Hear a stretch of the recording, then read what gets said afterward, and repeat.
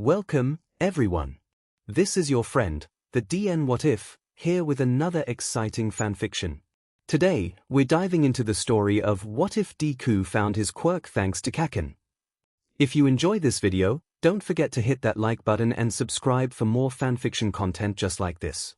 Now, let's get started with the fanfic. The day after he got hit by a truck, Izuku goes to school. Izuku, are you sure?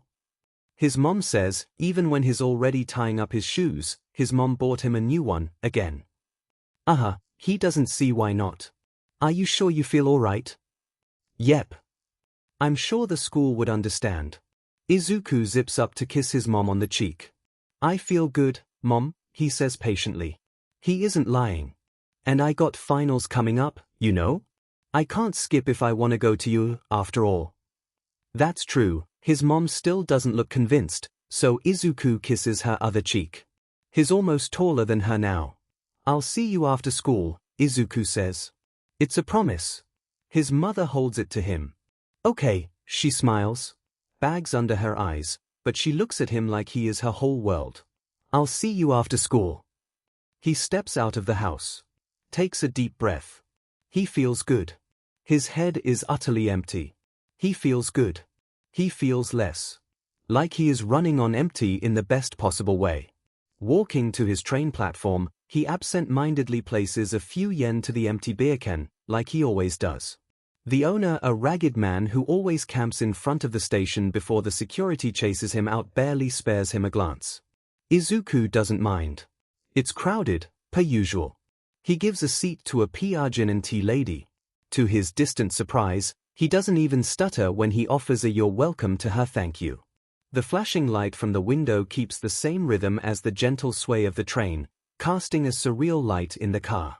The crowd, and the car, seems like an impressionist painting in those handful of moments. Strange creatures in a strange plane, all weird angles and harsh shadows, caught frozen in the act of being. And Izuku? He is merely an audience. He isn't part of them. He isn't part of the picture. His mind is absolutely silent. His heartbeat, steady. Slow. The void is there again, he thinks, but he doesn't worry about it. He can't. He can't worry about anything right now.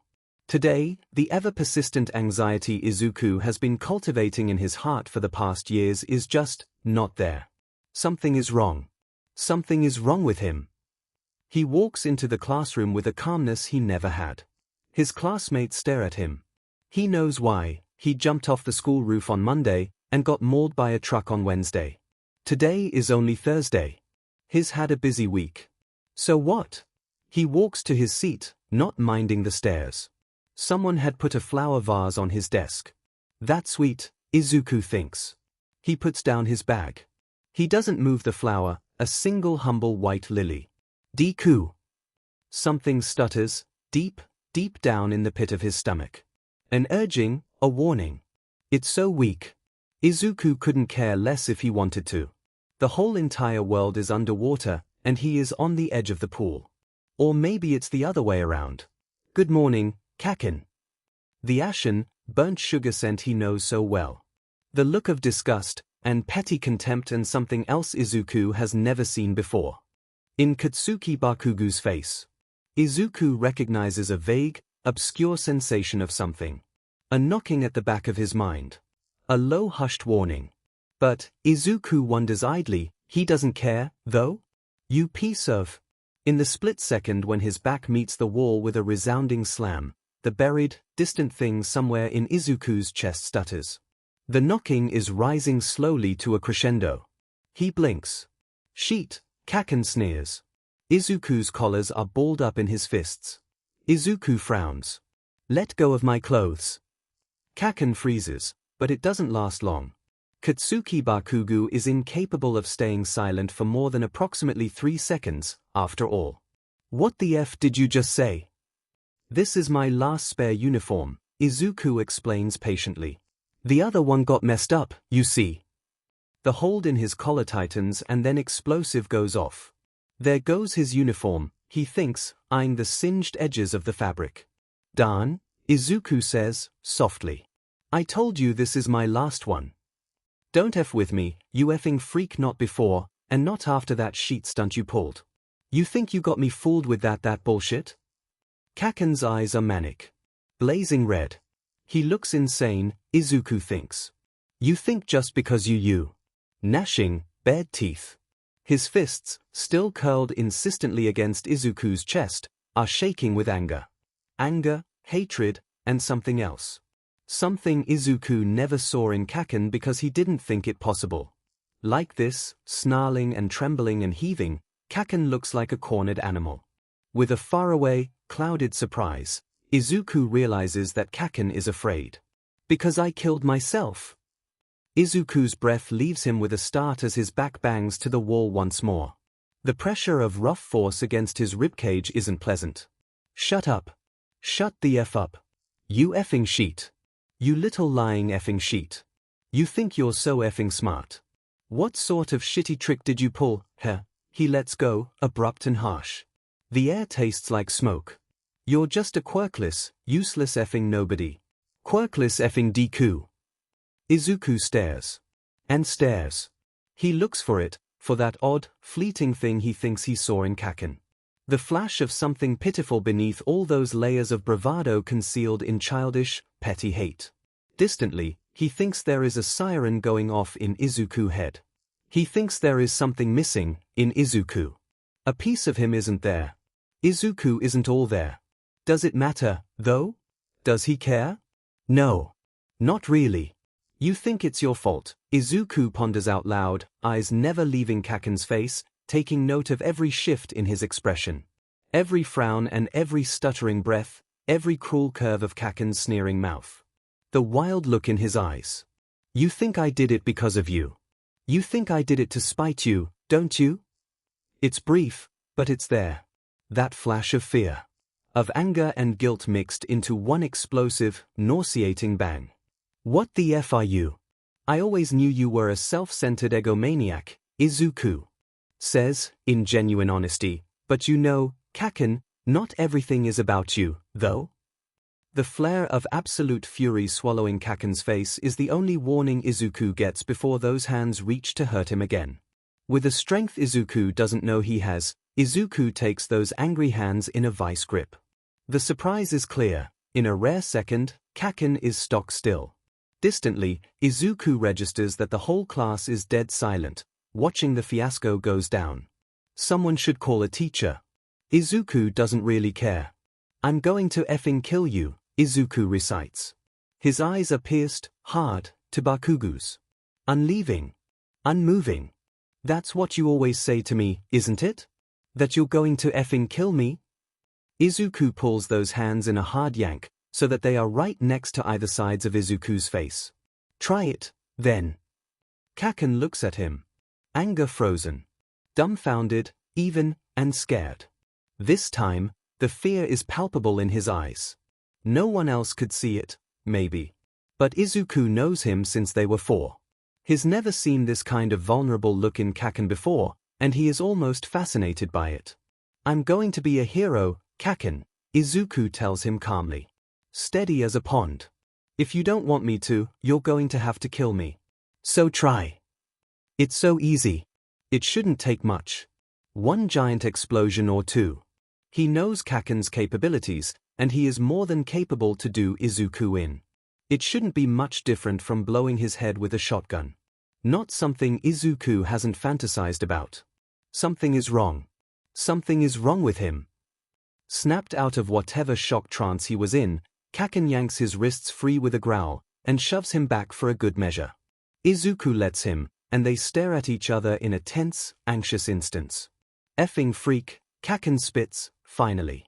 His voice shakes from tightly cinched fury and other unnamed, denied emotions. Izuku blinks, and doesn't reply. The bell rings. The class begins. No one talks to Izuku for the rest of the day, other than the teacher. He doesn't mind. The teacher takes the flower away though, which is a shame, Izuku thinks. She mutters something about mistakes and counseling, and Izuku really could not care any less. She has always turned the other eye whenever the other kids get rough with Izuku, anyway. Whenever Kacchan starts hurting him. He pays some attention when she gives him the form for future career prospect, though. Barely registering her lecture, he writes, UA High School. In the train, Izuku taps the blunt end of his ballpoint at his volume 14 notebook. It's opened on the first page. He taps a few times more, right on the line where he'd written his name the other day. Midoriya Izuku. He drags the ballpoint halfway down across the page, where he'd written, drawback? Apathy. He scribbles, and stops. He scratches the word out, and shuts the notebook. His heartbeat is steady. Consistent. He doesn't know when the high ends because this must be some kind of a high. Izuku never knows the true meaning of the word carefree until now. Despite everything, he is utterly and completely still. The core of him. He barely fidgets. He doesn't stutter. The fog starts to disperse. Slowly, so very slowly, but he knows. This doesn't last. And he doesn't want it to last. Does he? It's his stop. He gets off. The homeless man isn't at the station anymore. Izuku pulls out his phone. His mom has sent a dozen today. And it's only been 7 hours of school. He replies each of her texts. She doesn't need to worry more than she already has, after all. His station is only a few blocks away from his house. Another block, and he already sees the 7-Eleven he usually goes to. Maybe he should buy his mom some ice cream? Izuku doesn't realize he has stopped breathing until his steps halt. He doesn't know what happened. The next thing he knows is that he is throwing up violently at the side of the street. It's like getting woke up violently by a blaring morning alarm. Like getting hit by cold water, or slammed by a semi-trailer truck at 80 miles per hour to your demise. Izuku retches, and heaves. He cringes at the sight. Who is going to clean these up? He thinks in muffled remorse. He always makes messes everywhere. Another wave of nausea blasts him and he vomits until he can't anymore. You okay there, buddy? A pack of tissue offered to his line of sight. He would reply, but he is busy dry heaving on a now empty stomach. His mouth tastes like acid and breakfast. He takes the tissue with trembling hands though, and nods. Nodding only makes him look like he's having a seizure on top of his vomit hysteria. He doesn't get it, he thinks, stunned at his own abrupt malfunction. He was all right. He was perfectly fine, and now he can't. Whoa, buddy, breathe, the person says, but it's so far away, so far away. He is the one underwater. He is the one unreachable. Not them, him. He's sinking fast and quick and there is no lifeline. Izuku gasps, takes a violent, body-wrecking breath. He has never had this kind of panic attack before. He thinks he is dying.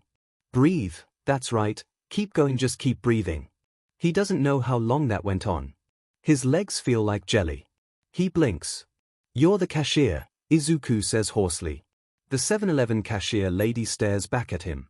She is in uniform, hair still wet from shower. She must be on her way to work. She looks pale, staring at him like he just woke up from a grave. Which? Do you have anyone I could phone? Izuku reels, stuttering forward in a sudden burst of nervous energy. No, that's not necessary. He feels like he just woke up from a long slumber. He is wide awake, anxiety and all. He frowns, struggling to form the words. I'm so sorry, he blurts, after a battle with his brain functions. I'm so sorry. Thank you, I need to go. Now. He needs to go now. Stumbling, he jolts into a pitiful power walk to the vague direction of his house his brain provides. Behind him, he thinks the lady is saying something but he can't handle that right now. He doesn't know how long he's walking, he doesn't even know if he's past the 7-Eleven or the spot where his feet stops in front of his apartment. He takes a moment to lean against the brick wall, grounding pressure on the back of his head. Of course. Drawback. He huffs a laugh, maybe a sob. Of course. Before anyone else could notice the mess that is Midoriya Izuku, he drags himself inside. His hands are shaking so hard he keeps dropping his keys as he fumbles his way in. Mom, he calls, and hates himself for it. No one is home, she is still at work. Of course. Good. She can't know about this. She can't know about this. Whatever this is. He blinks tears from his eyes. He can't handle being in this uniform anymore, and in the hurry of getting it off, he almost rips it apart. He stares at the frayed, ashen fabric that's left of his collar. Kacchan! Kacchan! Kacchan! Sheet! Izuku's legs go down, hard, under his precarious trembling weight. He hits the floor and he can't even feel it. Kacchan! What was Izuku thinking? Nothing, he realizes, with a burgeoning horror. He wasn't thinking. The whole day, and he wasn't thinking at all. He struggles to grasp the person he was this morning, the person he was after he woke up in the morgue. The cold, dead thing in his chest. The sensation of unmitigated detachment. The knowledge that he wasn't all there, and he was perfectly fine with it. The pure bliss of not giving a single F dash. Izuku isn't stupid. This is messed up. This is wrong. He pulls out his notebook, the tremor still painfully visible in his hand as he opens the cap of his pen. Drawback? He writes, addictive. He slams the book shut. His mom comes home at 5 with a martial art brochure in hand. Izuku, she says excitedly, I think you'd be interested in this. Izuku stops sweeping the living room and takes the brochure curiously, if warily. It's a new open dojo just a few blocks away. It offers aikido, judo, kenjutsu. He tears his eyes away. His mom is staring at him expectantly with bright eyes. Why? He says, before he could stop himself, and the sight of his mother's enthusiasm diminishing visibly pains him. No, I'm interested, he hurriedly attempts to placate. I'm definitely interested, it's just, didn't expect it, is all. He really didn't. He knows his mom wants the best for him. He knows she loves him more than anything in the world. At times it's suffocating, like how a mother's love does, but Izuku wouldn't trade it for the world. But he also knows that regarding his affinity with heroes, she isn't always on board with it. It's all with his safety in mind, he knows, but... Izuku, his mother holds his shoulders gently with both of her tired, working hands. I know I haven't been the most supportive with your dreams. Izuku opens his mouth. And closes it again. Speechless by the conversation. Inko's grip on his shoulders is firm, and warm, and grounding. Her eyes, kind and intelligent and pained, searching his face. I know that. And I regret that, her voice trembles. And I won't make the same mistake again. Ever again. Izuku thinks about that trip to the doctor, years ago. And what comes after. The tears in his mother's eyes, the unstoppable stream of them, and the quiet, final whisper of apology. Like him, she lost something that day. Maybe it's just his imagination, but right now, looking at the sheer, unmoving conviction in her mother's eyes, he thinks she got it back, hope.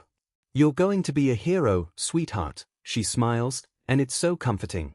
It's so full of love for Izuku. Tears prick Izuku's eyes.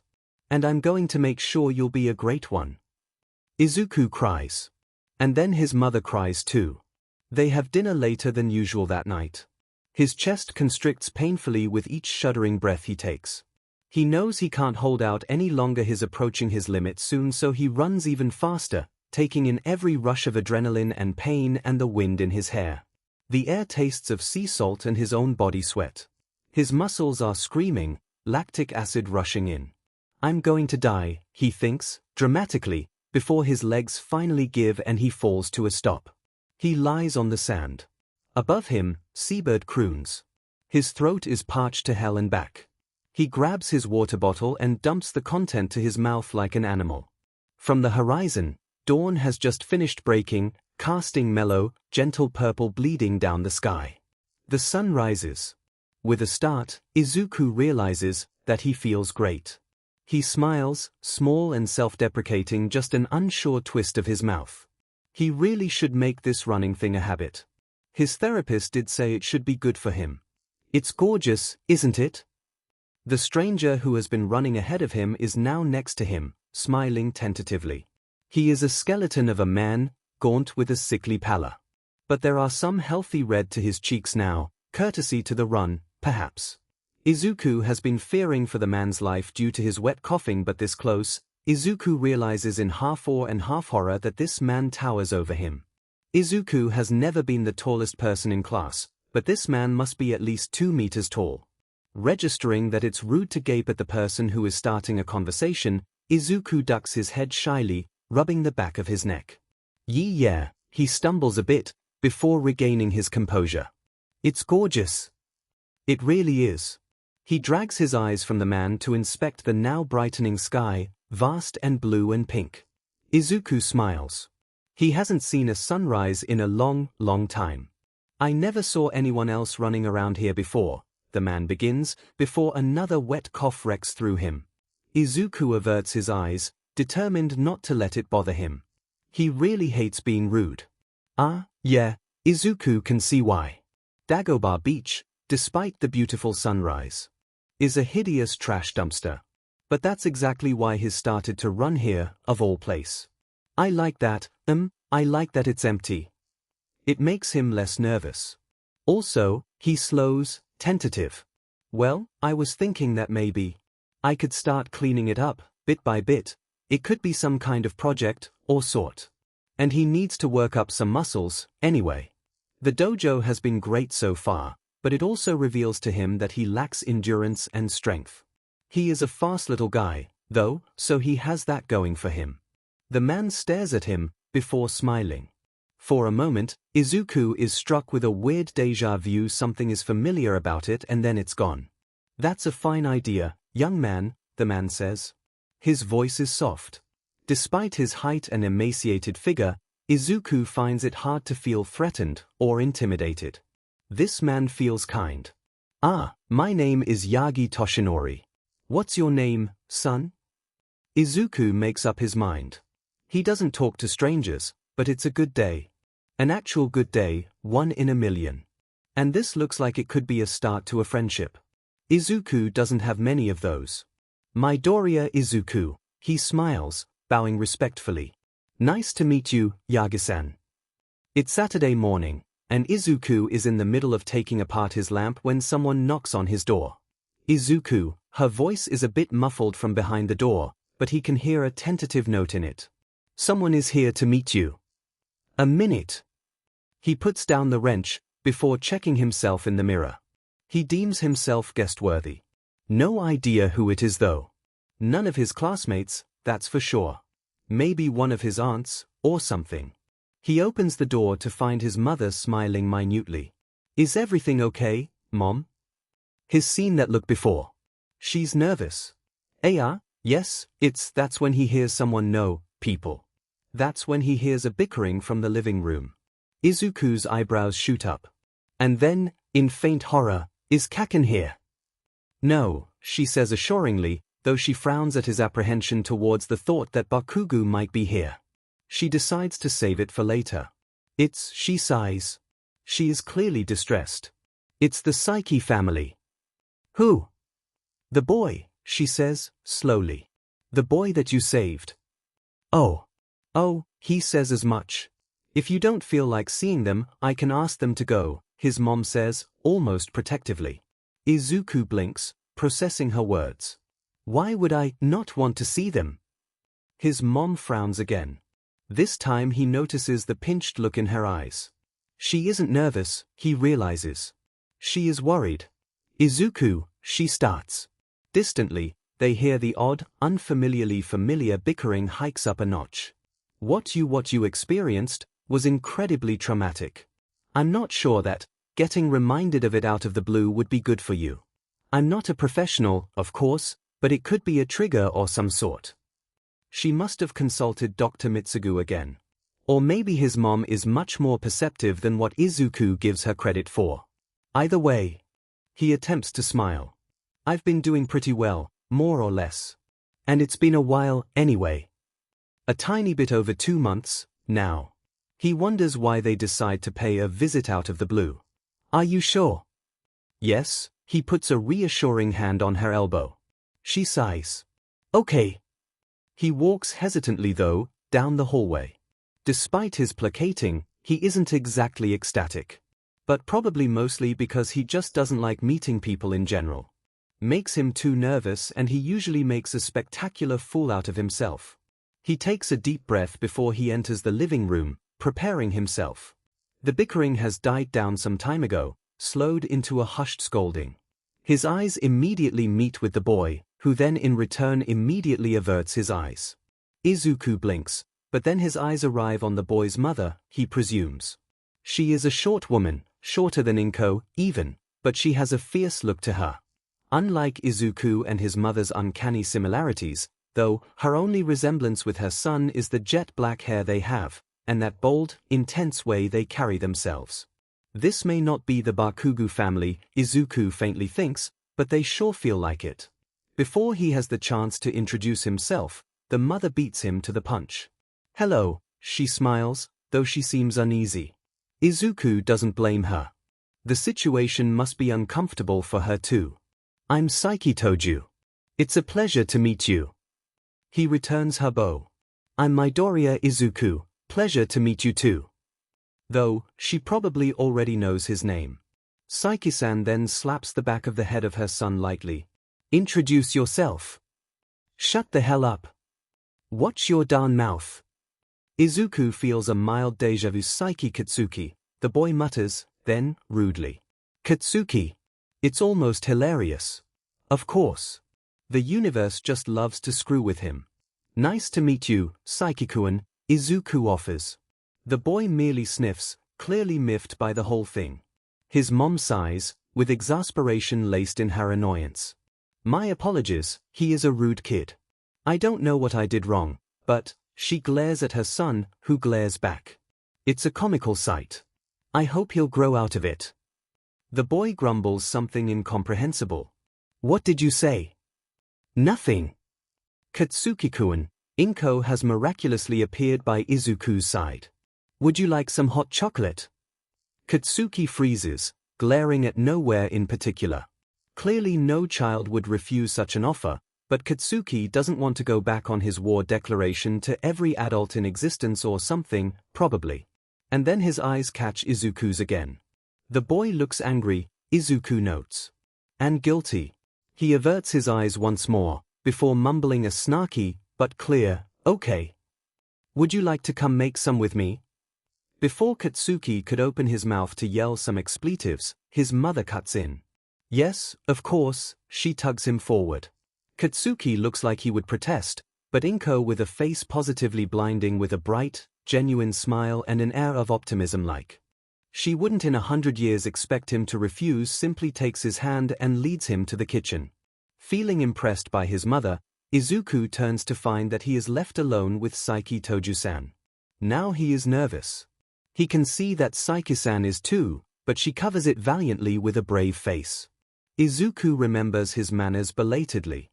Ah, please, Izuku gestures to the sofa, and they both sit awkwardly. Midoriya-kun. Izuku is fine, Izuku says, feeling immensely guilty for some reason. Time to address the elephant in the room. He hopes he doesn't throw up. He's been feeling pretty okay, if a little antsy. He should be able to handle this. Maybe. She looks surprised, but not for long. Call me Toju, then, she says, smiling softly. Izuku blushes, shaking his hands in denial. I can't possibly. Please. She looks like she means it. Something about her rock-hard demeanor makes him tentatively assent. Okay, Toju-san, he tries. Okay, she smiles. And takes a deep breath, and there it is. I'm sorry it took a while for us to meet you. Oh no, the sudden, overwhelming wave of guilt makes him cringe. Really, it's fine. Please, Izuku-kun, she smiles, a sad twist of her mouth. So he stops. She continues, I could never repay you for what you did. Ever. I can't. Her voice cracks, and then that fierceness returns again in her eyes. My son is my life. You saved not only his life, but mine too. I came here to thank you. Izuku is too stunned to reply, or to think. But she is nothing except hard, genuine honesty. You are our hero, she says, and Izuku's mind goes blank for a second. Izuku looks around, anywhere but her in a sudden fit of embarrassment and anxiety. He finally settles looking up to the ceiling for a hot moment and pray that he doesn't burst crying in the next second. When he is sure the tears won't come, he attempts to look at somewhere at her forehead. Thank you, he says hoarsely. He clears his throat. But I'm not. But I'm selfish and a coward and useless and the opposite of a hero, of all things, and… He holds his tongue. She needed to thank him. He can stave off his self-hatred for a moment for her. He can handle the guilt if for a while, for her. If it allows her to feel better, even for a moment, inhale. Exhale. Thank you, he says again, and stops at that. She smiles, less melancholic now. And whatever heavy mood that settled over the room at the beginning of their conversation starts to give way. I really am sorry for coming out of the blue after such a long time, though, she sighs. Before Izuku could mention the awkward get-well-soon parcel that they'd sent months ago, though, she continues, it's just that boy, a note of fond annoyance, I don't know where he got it from. He's always been a tough one, but he's never been unkind, not since. She trails, and her face sours. Whatever she was going to say, she must have decided it's too private to share. Nonetheless, he should learn his manners are. Speak of the devil. Izuku finds a mug of hot cocoa placed violently in front of him. The boy doesn't deign him a verbal word, seemingly insistent in pretending he doesn't exist as he sits far away across him, sipping his own cocoa. Thank you, Katsuki-kun, Inko says, sitting next to Izuku with her own glass. It's delicious. The boy doesn't reply, but the red in his cheeks is unmistakable. Paired with the ever-present scowl on his face, it's almost cute. Katsuki, Toju-san says, slowly. There is a heavy hesitance to her that wasn't there before. She looks at her son like she is walking on a landmine. Remember what we came here for. Katsuki freezes. And then his face changes, twisting into a fuming thing. He puts down his mug at the edge of the table carelessly, like he's lost his appetite. His mother sighs, for the umpteenth time. Son. Thanks, the boy blurts, rough. Izuku blinks. The expression of gratitude, Izuku realizes belatedly, is directed at him. And then, thanks for getting hit by a truck. Katsuki. Toju-san scolds, sharply, the same time as Izuku replies no problem, because Izuku is a dumbass. Thankfully, no one acknowledges Izuku's bit because Katsuki explodes immediately. Why do I have to be sorry? He's standing up, now, and to Izuku's shock the little kid is shaking, fists held tight and trembling. They scrunch up the edge of his shirt so harshly Izuku can hear the fabrics creak in protest.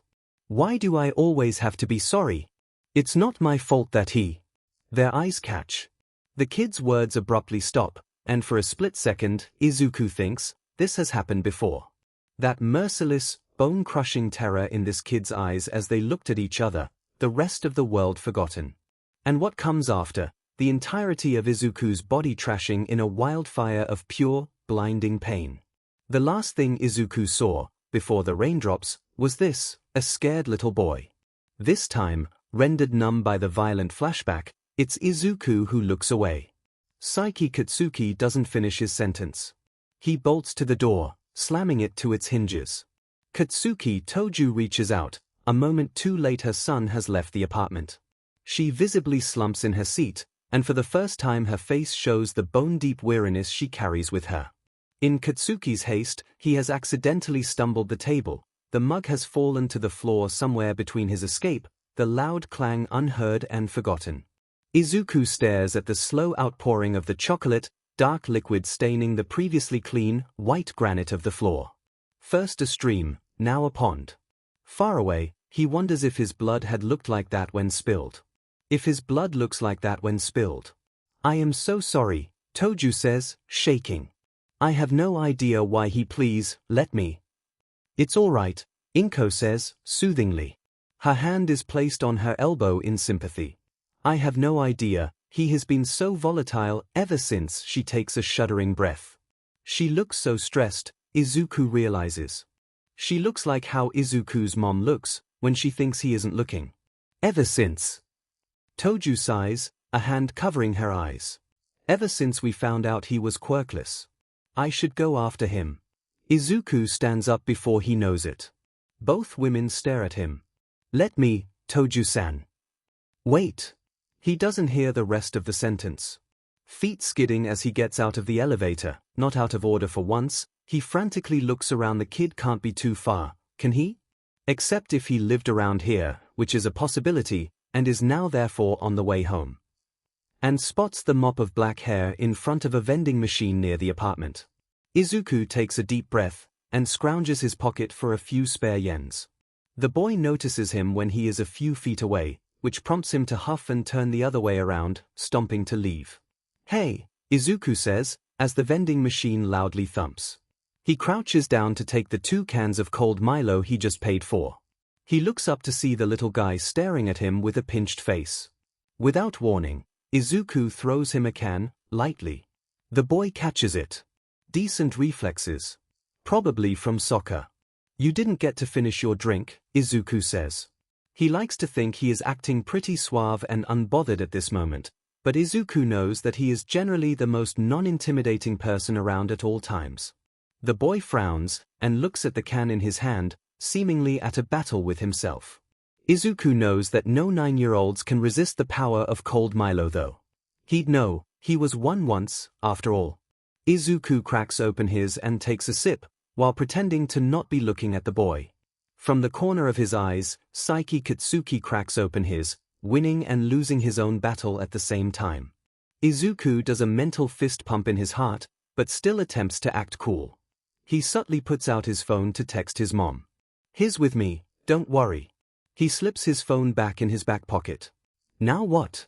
They are 2 boys at the side of the street drinking Milo while trying to awkwardly pretend the other doesn't exist. "Okay, keep it cool," Izuku coaches himself, but he knows it's a lost cause. Izuku knows his capabilities and is therefore perfectly aware that he is in no way capable of being cool.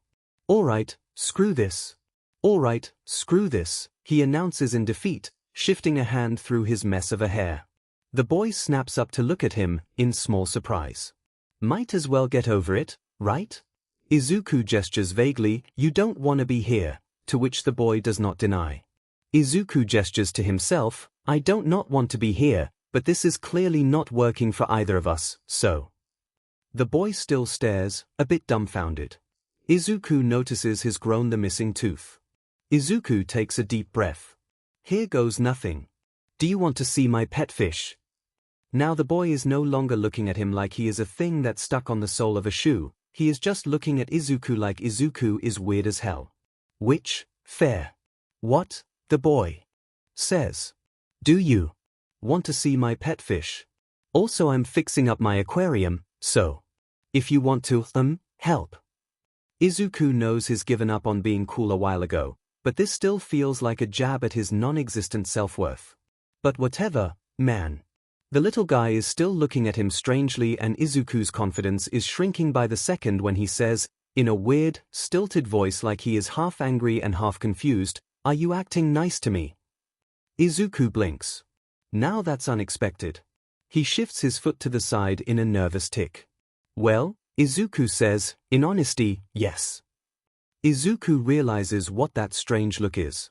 The kid is wary of him. Untrusting. Why the F is that? Izuku thinks about it for a moment in genuine confusion. "Why?" Izuku repeats, slowly. "Why not? Everyone should be nice to everyone." They stare at each other for a long time. And then the kid starts to power walk past him. Izuku thought the kid was going home, or just screws off somewhere, or something. But then he notices that hey, this is the way to Izuku's apartment. Izuku decides to take the change and just follow him, keeping a few meters distance. He is careful not to spill his drink, sipping it slowly as they go. It's a short walk. The kid hadn't wandered far. They don't speak on the walk, nor when they are both in the elevator, and certainly not when they stop in front of Izuku's welcome mat. The kid doesn't move to knock, so Izuku does. He hears the sound of locks sliding before the door opens, revealing both mothers staring at them in a mix of worry and anticipation. And then Katsuki turns to look at Izuku. He is almost taller than Izuku's shoulder, to Izuku's dismay, and says, in an unreasonably angry way, "Well." Izuku blinks, before stammering a little. Oh, right. Mom, I'm gonna go show Katsuki-kun my pet fish." He pauses, idly astonished by how absolutely lame that sounds. He shakes his head. Now is not the time to ponder the sad, lame nature of his character. And maybe he can help a little, if that's okay? He directs the last bit tentatively at Toju-san, who blinks in surprise. Oh, sure, she says, almost stunned. Of course.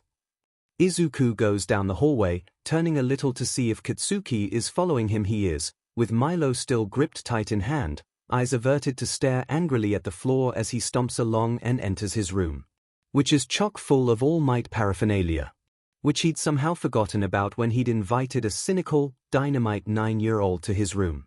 Izuku mentally slaps himself in the face. He moves himself as if to somehow cover the entirety of his room from sight, which is to no avail, anyway. He stops. And then he decides to just accept his shame as he walks towards the center of the room where he's been trying to set up a lamp and the half-done water change pipe. Peeking, he sees that Katsuki is tentatively but curiously taking a look around. It's not a big room, definitely, and although Izuku can be messy sometimes, a lot of times, he's kept each of his hero merchandise tidy and well taken care of. They aren't cheap, after all, and he'd bought all of them from saving up on his pocket money. Katsuki is in the middle of staring at a Christmas edition All Might figurine when Izuku decides he's had enough of his self-conscious induced shame and just comes clean. Yes, I'm a hero nerd, Izuku mumbles, taking a wrench in hand as he gets to his previously interrupted work on the lamp. Katsuki snorts, but somehow Izuku feels like he is less vehement now. Maybe. Obviously. Now, he walks towards the side of Izuku's bed, where Izuku had kept an aquarium tank on his bedside table.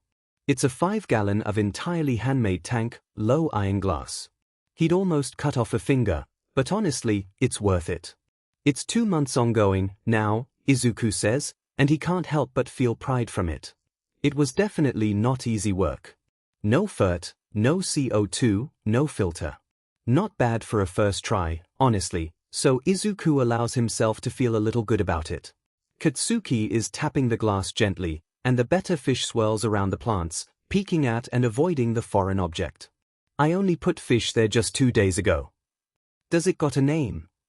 Fish. Katsuki turns to stare at him blankly. The fish, Izuku explains, and ducks back at his work in an attempt to cover his blushing cheeks. Its name is fish. Wow, Katsuki responds in a completely flat voice. Yes, I know, I thought it was funny, okay? Izuku says a bit defensively as he scrounges around his tool bag for He triumphantly holds the electric mini-metal saw. He almost doesn't notice Katsuki gingerly sitting cross-legged in front of him. There is a hint of reluctance to his words, but also, to Izuku's surprise, a genuine curiosity. He knows how curiosity sounds like. Izuku is a very curious person, after all. What's that for? To do this, Izuku pauses. You might want to back up a little, just a little. Yeah, that's fine. So, the light is too big, he explains, as he starts cutting carefully but with deft hands. So I'm shortening it. After he finished, he put the mini-saw back. He doesn't want to risk Katsuki hurting himself accidentally and takes the loose screws and cables and starts implementing them back to the now medium-length desk lamp. Why not buy a new one? Katsuki asks, but it's not derisive or anything. Just genuine confusion and pure inquisitiveness. With a start, Izuku realizes that the boy has been watching him intently in silence. Well, Izuku says, looping a cable into the self-made metal hole and screws it shut, why buy when you can make one just fine? Or in this case, remake one, I guess. Oh, can you pass me the bulb? Yeah, thanks. He reaches to plug the thing and proving his point. He smiles briefly, before turning to look at Katsuki. The little guy looks surprised at his success, which should be offensive, probably, but it only makes Izuku grin a bit wider. He just impressed a 9-year-old kid. That's his greatest accomplishment in a long time. Yes, it's sort of pathetic, but no, he doesn't really care, not at the moment, anyway. Mind giving me a hand? Katsuki helps holding the tank steady while Izuku fixes the light overhead securely. Fish is curiously swimming near the surface, every one of its movements followed by Katsuki's eyes. Plugged, they both watch as the desk lamp casts a haunting, piercing light on the aquarium, highlighting the green of the plants Izuku had planted naturally months ago into a stunning, forest-deep verdant wonder. It looks gorgeous. Izuku can't help a laugh that passes his lips. Katsuki turns to look at him, and Izuku allows himself to smile, genuinely. Well, DMN. We did pretty good, heh? He nudges the little guy. Katsuki's mouth twists in what looks like an attempt to stop his own smile, which makes him look a bit constipated. But Izuku takes all the wins he can get. What? There is that note of apprehension, again, but Izuku waits. What are those plants? Izuku's rare flair of optimism might be fooling him, but that actually sounds like honest interest. Lemna minor duckweed. Izuku gestures at the floating plant, and that's water nymph, pennywort, some Velisneris notans. Originally I had some leafed anacharis, but they didn't survive the first month. Might try putting them back again, though, since the plants are thriving pretty well at this point, maybe after a few weeks when the tank is stable enough, planning to put some more livestock too, maybe Armeno shrimps, or velvet shrimps. He only stops when he realizes the kid is staring at him weird again. Sorry, Izuku says, as his cheeks heat for the umpteenth time today. I have a mumbling habit. Trying to cut that down, it kinda comes out when I'm excited though. Now I'm doing it again. Anyway. Katsuki is staring at him still, but now with a somewhat contemplative look on his face. As contemplative a 9-year-old can look, anyway. You're not just a hero nerd, he says, you're an actual nerd. Izuku slumps, but only a little. Thank you for your input. The earth is round, the sky is blue, you're a little. Izuku pauses, looking for the mild word, Jake. Please, tell me more things that I already know. Katsuki snorts. Izuku follows suit. They stare at each other again. Call Izuku a dreamer, but he thinks they might be getting along, now. Somewhat. So, Katsuki pauses, looking at the aquarium again. You're maintaining an ecosystem. Izuku glances at him in newfound surprise. That's right, he says, while cracking his head to remember the curriculum for 9 years old and comes up with nothing. As a 9-year-old, he only remembers doing god-awful All Might cosplays and hiding his Kacchan-produced bruises from his mom. And crying a lot. Though he still does the last part now as a 15-year-old, so. That's. Katsuki scrunches his face, as if it pains him to finish his sentence. That's pretty cool. Now Izuku is actually surprised. Flabbergasted, even. Really? Shut up. Izuku isn't gonna push. Someone just called him cool, even if it's a 9-year-old who had called him a beach right before he got hit by a truck. Again, Izuku takes all the wins he can get. You wanna learn how to make a water-changing pipe? They both learn together. Izuku doesn't really know how, and he isn't sure if the one in progress he has right now is proper, so they both watch an ancient 5-minute YouTube video on it. Aquascaping is kind of a niche hobby that exploded a bit in the 21st century. Izuku had whisper explained before Katsuki told him to shut up, so he can hear the video better. Turns out, Izuku is on the right track, so they just continue a little from it. It's fairly simple, just heating an acrylic pipe to bend it. The tricky part is fixing it properly with a nozzle. The second-hand water-changing pipe he'd been using had the nozzle accidentally broken, so Izuku wants to make sure it's fixed strongly enough. You know, Izuku says, as they go out of his room to the hallway, you can come here anytime, if you, want. Or if you want to try changing the water, or well, a lot of stuff. It's cool. Katsuki only responds with a disgruntled-sounding grunt, but good enough, Izuku guesses. Before Toju, who looks lighter, now, somehow strings Katsuki along, though, the boy mutters an apology with a beet-red face to Inko for breaking the mug, to which Inko laughs and punishes him with a tight hug. Please come anytime, Izuku says, and is met with a hug from Toju. Mothers and their supernatural abilities to give good hugs. Izuku can never understand. Toju-san doesn't say anything, but when their eyes meet, Izuku understands what is being unsaid. Thank you. Izuku nods, and the Saiki family leaves. Here. He glances at the clock in the living room. Only 3 in the afternoon, but Izuku already thinks, what a day. He has totally filled up his people quota for a whole week. He's still got that practice in a few hours, though Ojiro-senpai is coming today, and he'd promised to show up. He'd also promised to run with Toshinori-san tomorrow. Look at him, the paragon of social interaction. Incredible. Maybe this is his peak, huh? Let's not jinx it, he thinks. He's got 7 months until UA entrance exam, after all. And Izuku has ideas. It might not seem like it, but Midoriya Izuku is not an optimist. He supposes he had been, once, in a way that all children at some point believe they were destined for great things. Izuku doesn't really know where that point had long since passed. When he'd learned that he has a handicap. That he has to work twice as hard not even to win just to merely be there. Izuku knows what losing feels like. Belly acid and blood-bitten lips and the constant ashen, burnt smell clinging to his school uniforms. Losing, to Izuku, is akin of water to fish. Ranking second academically in his grade ever since elementary school. Sure didn't help him to get popular. Didn't even help stop his bullying if worse. Only made him look at Kacchan's back again, ad infinitum, as Kacchan stands first place. Always. Kacchan, above him, ahead of him. Like an absolute, immovable object of victory. A cruel, taunting representation of what Izuku can never be. Or what Izuku could have been. He just missed the genetic lottery. Well, no use crying over what never was. Though still, of course, Izuku cries. Occasionally. Izuku isn't an optimist. Not really. He would say he is a realist, albeit a really, really, really stupid one. Which means this, Izuku is really, really, really stupidly ambitious. Life has dealt him a set of crap cards. Izuku just has to learn how to deal, and occasionally, cheats. You fight dirty, Yagi observes, almost in marvel. Izuku's lungs creak painfully, having all its air punched away when his back hit the sand. Izuku twists his mouth in something resembling a grin and a grimace.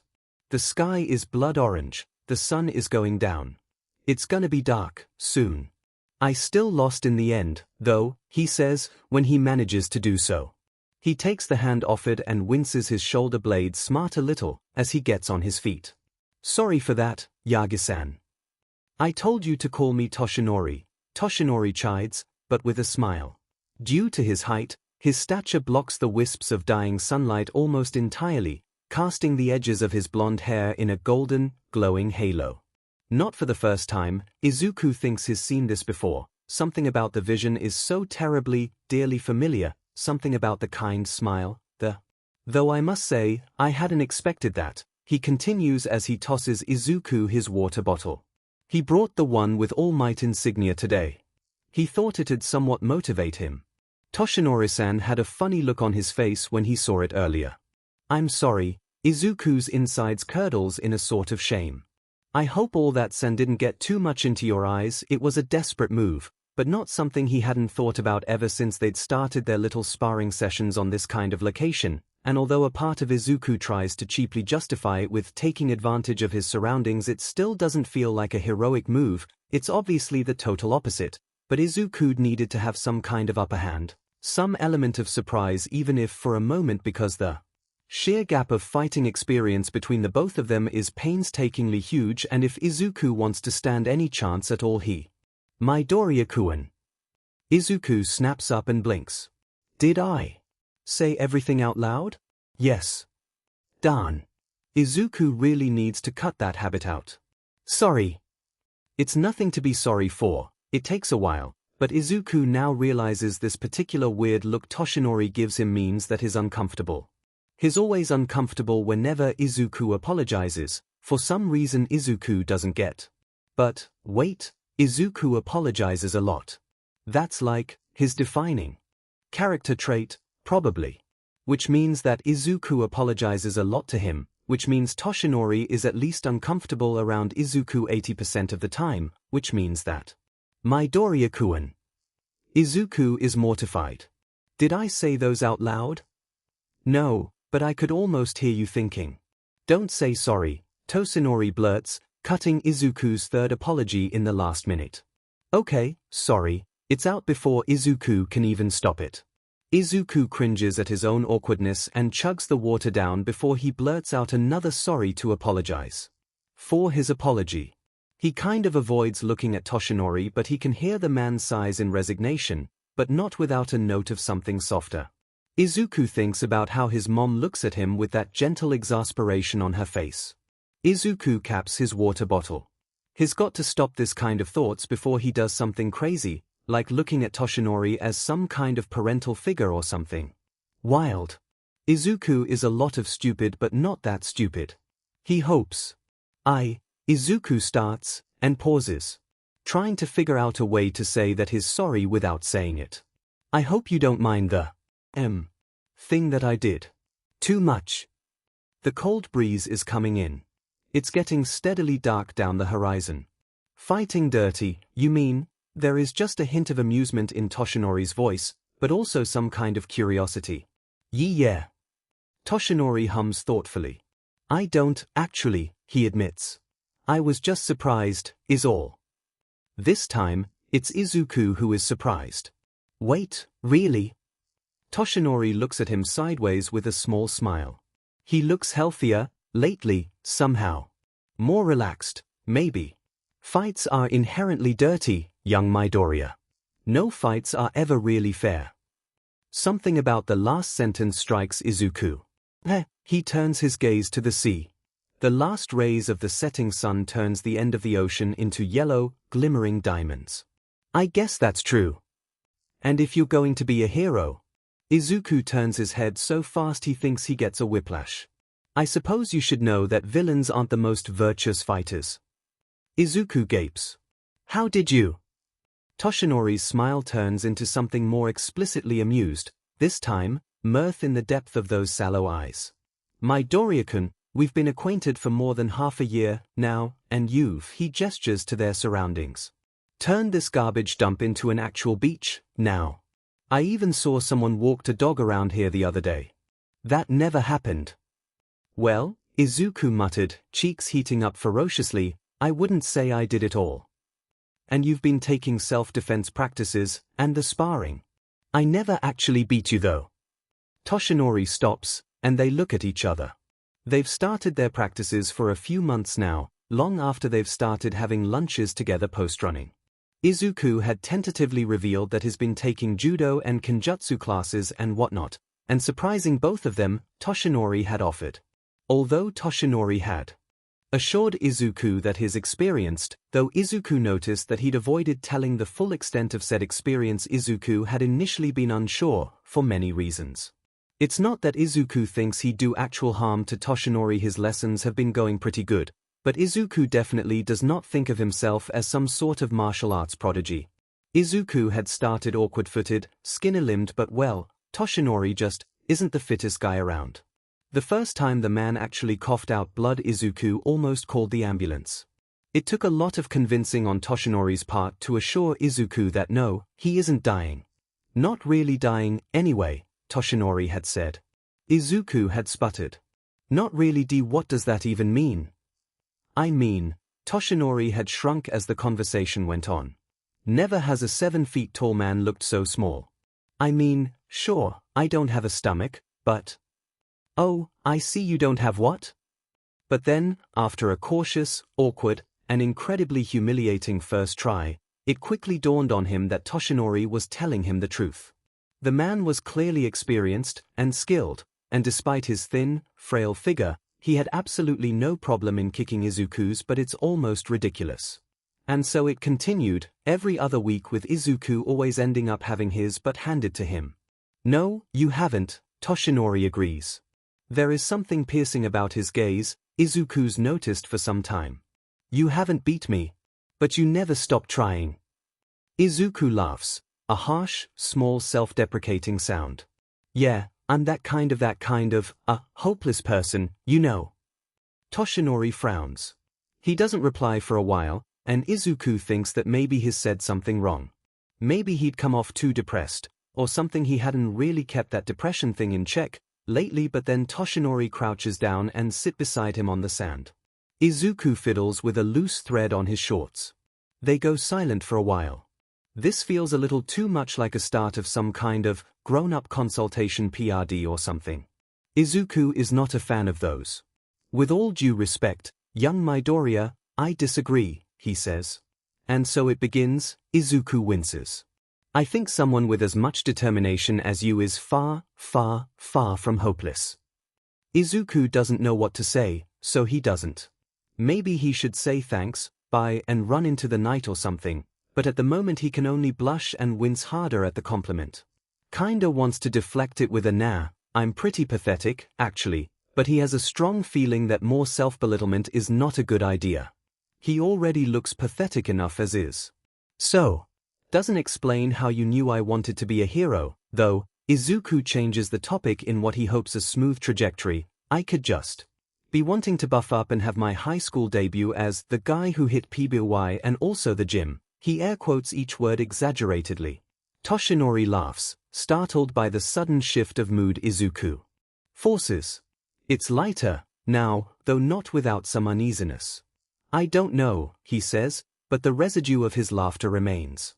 I mean, all the hero merchandise are pretty much a dead giveaway. Ah, right. Izuku can't help but blush. He looks down to the training shirt he wears, All Might colors, and the water bottle. And all those times he babbles about heroes in their little conversations. Toshinori must notice his sudden, apparent embarrassment because he hurriedly jokes, well, if you only wanted to buff up, congratulations, I suppose. Izuku laughs, this time. He appreciates the attempt. Thanks, the grin stays on his face, but not for long. He doesn't know what got into him, but he says it anyway, I'm going to UA. He regrets it immediately. He looks away, his eyes following the dots soaring in the sky. Seabirds, silhouetted into black spots. He can feel Toshinori's eyes burning the back of his head. I'm going to be a hero. I see, Toshinori's voice is soft, so soft it's almost a whisper, but the wind carries it to Izuku. Izuku shakes his head to himself, part embarrassed, part plain bitterness. What am I saying? It's not like I'm gonna absolutely get in, but he has to. Izuku thinks urgently, desperately. He has to get in. No matter what. No matter what it takes. Izuku draws a deep, careful breath. I don't really have the best chances, but, well, it doesn't hurt to try. Except it does. Izuku is trying, and he knows trying hurts, because he's always been trying. He's been trying his whole life, and where has it taken him? To the morgue. Izuku could laugh. Toshinori does not need to know this. No one needs to know any of this.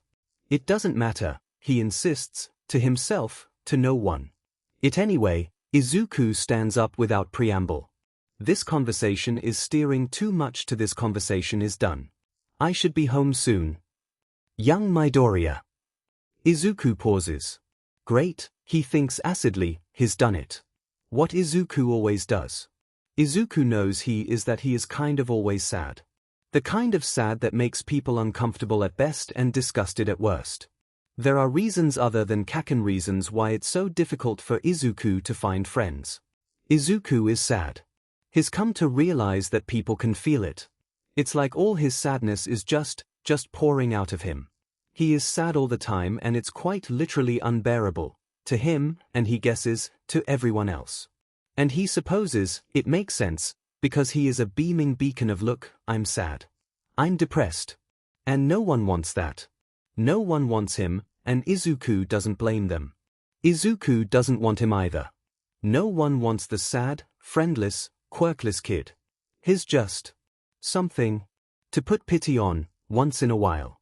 A peripheral object his classmates glance at, while thinking, thank God it wasn't me. Thank God, at least someone is having it worse than I am. People like Izuku does fine as this kind of little reminder to feel grateful, at least I'm not like you, poor you, but he is not something to look at on the long term. He certainly isn't something to befriend. Izuku's learned this years ago. He forces what he hopes is a neutral smile on his face so he would stop looking like someone who had attempted to kill himself or something. Which, well, yes, Toshinori-san, he turns, daring himself to look at Toshinori in the eye and regrets it instantly, because Toshinori looks positively crestfallen. Izuku's really done it. Again. His smile falls off his face so quick like someone turned off the light. I brought the mood down, didn't I? His throat is painfully dry, despite having just finished his entire water bottle earlier. I'm sorry. Toshinori's face twists for a second, making him look especially more ill than he already is, but it's quickly replaced with a small, startlingly genuine smile. There is nothing to be sorry about, and then, may I ask you a question, Midoriya-kun? Somehow, Izuku knows that it's an honest, fair offer. If Izuku makes up some excuse and makes an escape out of the convo with a simple, "It's getting late, Toshinori-san," he can. Toshinori isn't just saying it. Izuku can opt out if he chooses to. No question asked, literally. Breathe, he scolds himself. Calm down. Shoot, Izuku says, softly. The sun has gone entirely. The street lights have lit on. Why are you always so hard on yourself? Now that's unexpected. Izuku stares with wide eyes, stunned. I'm not, he starts, and trails. What good would denial do? Izuku pauses. He doesn't like this question. His therapist must have asked him dozens of variations of it 1,000 times over the past 9 months, and has always given dozens of variations of the same answer, I don't know. But Toshinori isn't his therapist. He is his friend. Distantly, Izuku realizes his hands have started shaking.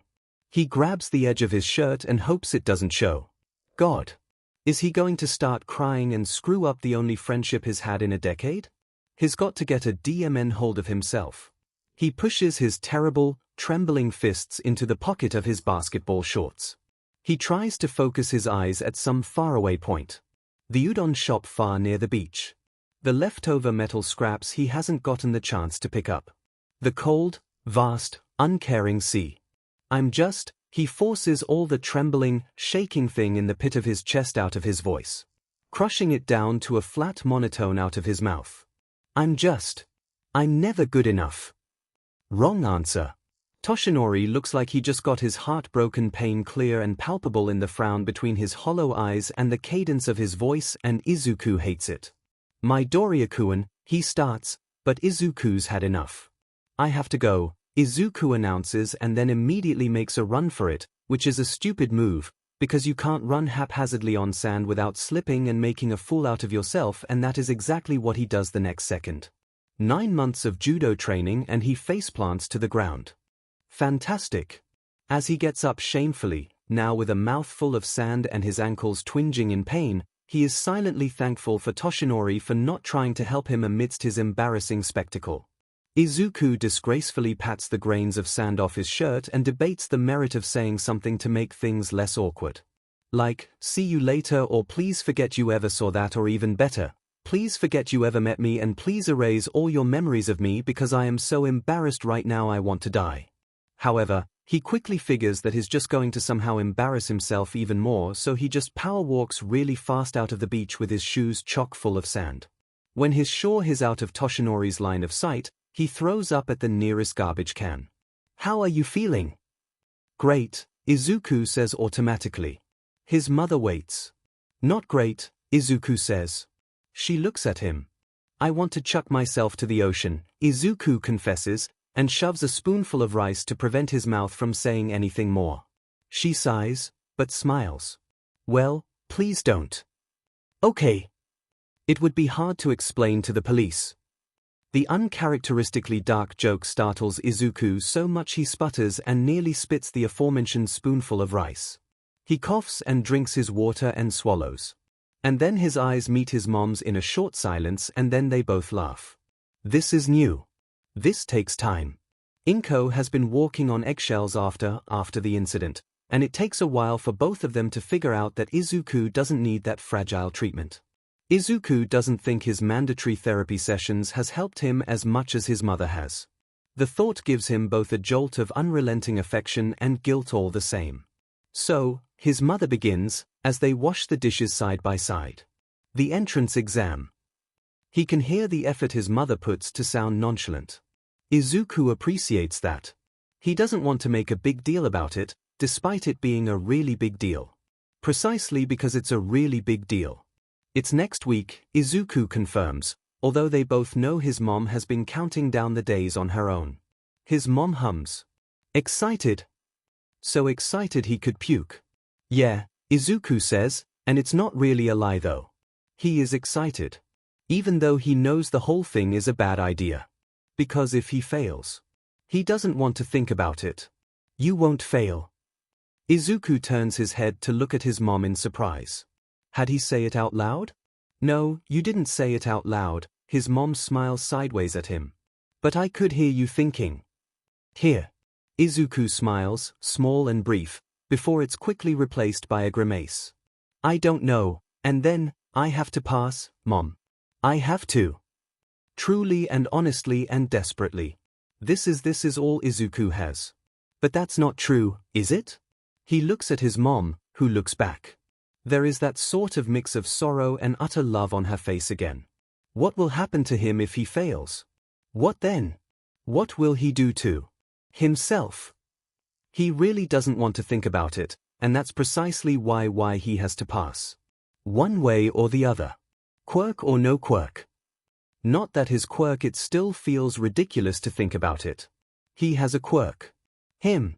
Ha! Would help in a combat situation, though. Which is a problem, because he knows UA as a powerhouse academy won't let a non-combative student into its prestigious, extremely selective hero class. Izuku doesn't even know what the entrance exam has in store, both the written test and the practical one, only that they are excessively difficult. They shake things up every year, and if anything about the research is conducted tell him, the practical exam will be combat heavy. That's a problem. That's why he has plans. When life deals you a set of crap cards, you got to have some up your sleeve. The tap water stops running and his mother puts the last plate to the shelf. Both of them wipe their hands on the towel in a comfortable, if a tad heavy, silence. Dessert! His mother suggests, with an ever-present smile. They sit on the couch with a tub of matcha ice cream in hand. Initially, Izuku had planned to cut down his sugar and stuff, but his mother quickly shut that idea down. You're going to be stronger and healthier, his mother had said, not skinnier. The past 9 months have been nothing but proteins and carbohydrates, and Izuku doesn't think he's ever been fitter. He's taller than his mom, now, to his surprise, and his mom had mentioned him needing to shop for new clothes because they don't exactly fit anymore. He had to go through thorough medical checkup to apply for UA, so that's one less thing to worry about. It was a surprise, but he supposes it makes sense, though it's a hesitant thought. Though, he wonders what happens to applicants with some sort of medical needs. Would UA accept them? Long ago, before quirks manifested, there used to be limitations on people in certain careers, military, medical career, even common careers, problematic limitations for people with mental and physical disability. Now 2 centuries later with quirks, it only got a lot more complicated. Complicated, and no less problematic. See, UA has always been Izuku's dream. UA, first-ranked hero academy in Japan, 3rd in the world. Maybe it's a form of idolatry, on his part. A wistful thinking, definitely. UA, in a way, is a manifestation of Izuku's worth, like Kacchan. If he ever stand equal to Kacchan, if Izuku ever gets in UA, the school that taught All Might, the #1 hero and everything Izuku wishes for. Izuku is no longer a child. Not exactly. Dreams don't work like that. Getting into UA won't solve his issues. But maybe, if he does this, if somehow he does this and gets into UA, then maybe Izuku does have worth. Maybe Izuku is good enough. His therapist would say this is a toxic way of thinking. Which is why Izuku never tells her this. Not yet, anyway. Maybe one of these days if his sessions get extended and with the strain it puts on his mom's bank account, he doesn't think so. So, Inko says, as an old rerun of Detective Conan Season 13 of Detective Conan, the 22nd century remake, plays in the background, how's your little project going? Izuku smiles, a genuine one. Oh, he scoops a spoonful of ice cream. It's going, alright. Inko smiles around her spoon. The 15th prototype test. Yes, fine, you were right. Izuku rolls his eyes fondly. Ceramic core works much better than chrome. Still has the issue of containing the electromagnetic field though. Inko points a spoon at him. Do not test it when I'm not home. Izuku throws his hands up in exasperation. Mom, he swears he isn't whining. He isn't. That was one time. Inko sniffs, but her eyes are shining with mirth. That was my favorite doormat. Yes, I'm sorry. Izuku rubs the back of his neck sheepishly. It was a bad idea. Not sure if it'll be ready by the exam, though. He isn't positive that he is going to be able to use it without charring his arm to bits. Yet. Or. Ever. But it's really cool, isn't it? It's really, really cool, Izuku agrees. We should binge Star Wars again. We will when you pass the entrance exam.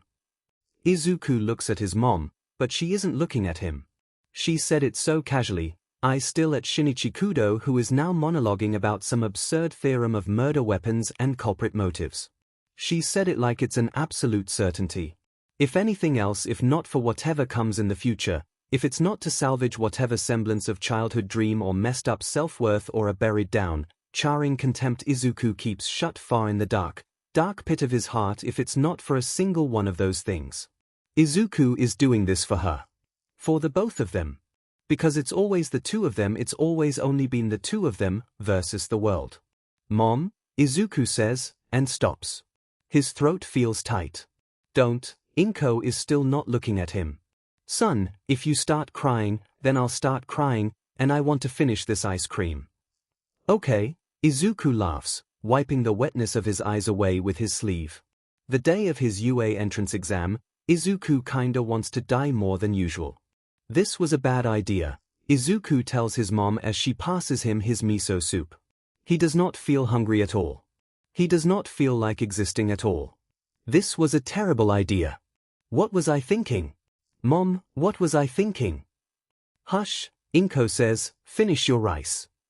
Okay. And so it begins. It'd be bad luck if you tripped, right? Whatever her quirk is, emitter, a form of telekinesis, object manipulation, it rights Izuku's center of balance with a gentle tug. Both feet now touching the ground, Izuku blinks at her. Her smile is kind of blinding. Yug, he says intelligently. Well, good luck, yeah, she says, as if he had responded with human words. CYA. Izuku stares at her disappearing figure and thinks, wow. Apparently it's possible to want to die more than he already had. What's another embarrassing instance keeping him awake at night for the rest of his life, anyway? Right. The entrance exam. Izuku wipes his sweaty palms down his pants. Not like it helps. Izuku has always been a nervous person. He's got a lot of tics, he thinks. His runny mouth, mostly, sometimes stutters. Shaking hands. Nausea. Right now, though, he actually thinks he is in hell. He's got to calm down. The breathing exercise, he reminds himself. Having those drilled to his head like crazy for the past 9 months has got to help. Breathe in, breathe out. It's okay. He is not doing anything stupid, no. This whole thing is totally not a mistake. Izuku grips the strap of his gym bag. He is here. He is doing this. Also he's paid for the entrance exam, and he is not gonna waste his mom's money, so yeah, there is that. The nice girl has disappeared into the building. Izuku, taking care not to trip off some pebble, follows suit. Izuku knows that UA is loaded. But as he sits among the 10,000 applicants in the humongous hallroom, he thinks, this can't be right. I'm gonna give you a lowdown on how this'll go. Are you ready? Izuku has never been ready for anything in his life. But at least he got to see present MIC himself and hear his quirk in the flesh. The timbre of the hero's voice booms loud and clear, the vibrato bouncing around the tall ceilings with non-existent amplifier. Oh my god, that's present MIC. The one and only. Izuku listens to him on the radio every week, though he never actually managed to get even one call in due to the huge traffic of the show. His quirk is powerful, hearing it in person. The sheer volume of it reverberates down to Izuku's heart like bass notes through a sound system. Whoa, dude, you sure are a fan. Izuku starts, turning to find a student staring at him with a sort of amusement. Izuku blushes. He must have been mumbling again. Izuku hesitates. He pays careful attention to the boy before him, trying to assess if that was a derisive comment. A mockery, maybe. But before Izuku could decide, the student holds out a fist. I'm Kaminari Denki, by the way. Oh. Me Midoriya Izuku, he offers lamely like a normal person. Why do you say that like a question? The boy laughs, easy and friendly. And then, a tentative, dude, are you really gonna leave me hanging? Izuku looks down to see that he's still holding out his fist. Izuku realizes far too late that it's meant to be a fist bump. Later, Izuku realizes that this was his first ever fist bump. Wow. One embarrassing instance after another. He's on a roll. Sorry, Izuku says, balling out his hand in what he thinks is a good approximation of what a fist bump requires. I'm just kinda nervo ouch. Sheet, sorry. Kaminari says, seemingly as surprised as Izuku is. Someone shushes them. Sorry, Kaminari whispers loudly. Sorry, man, that happens a lot when I'm nervous. I give a lot of statics, sorry. It's fine, Izuku says.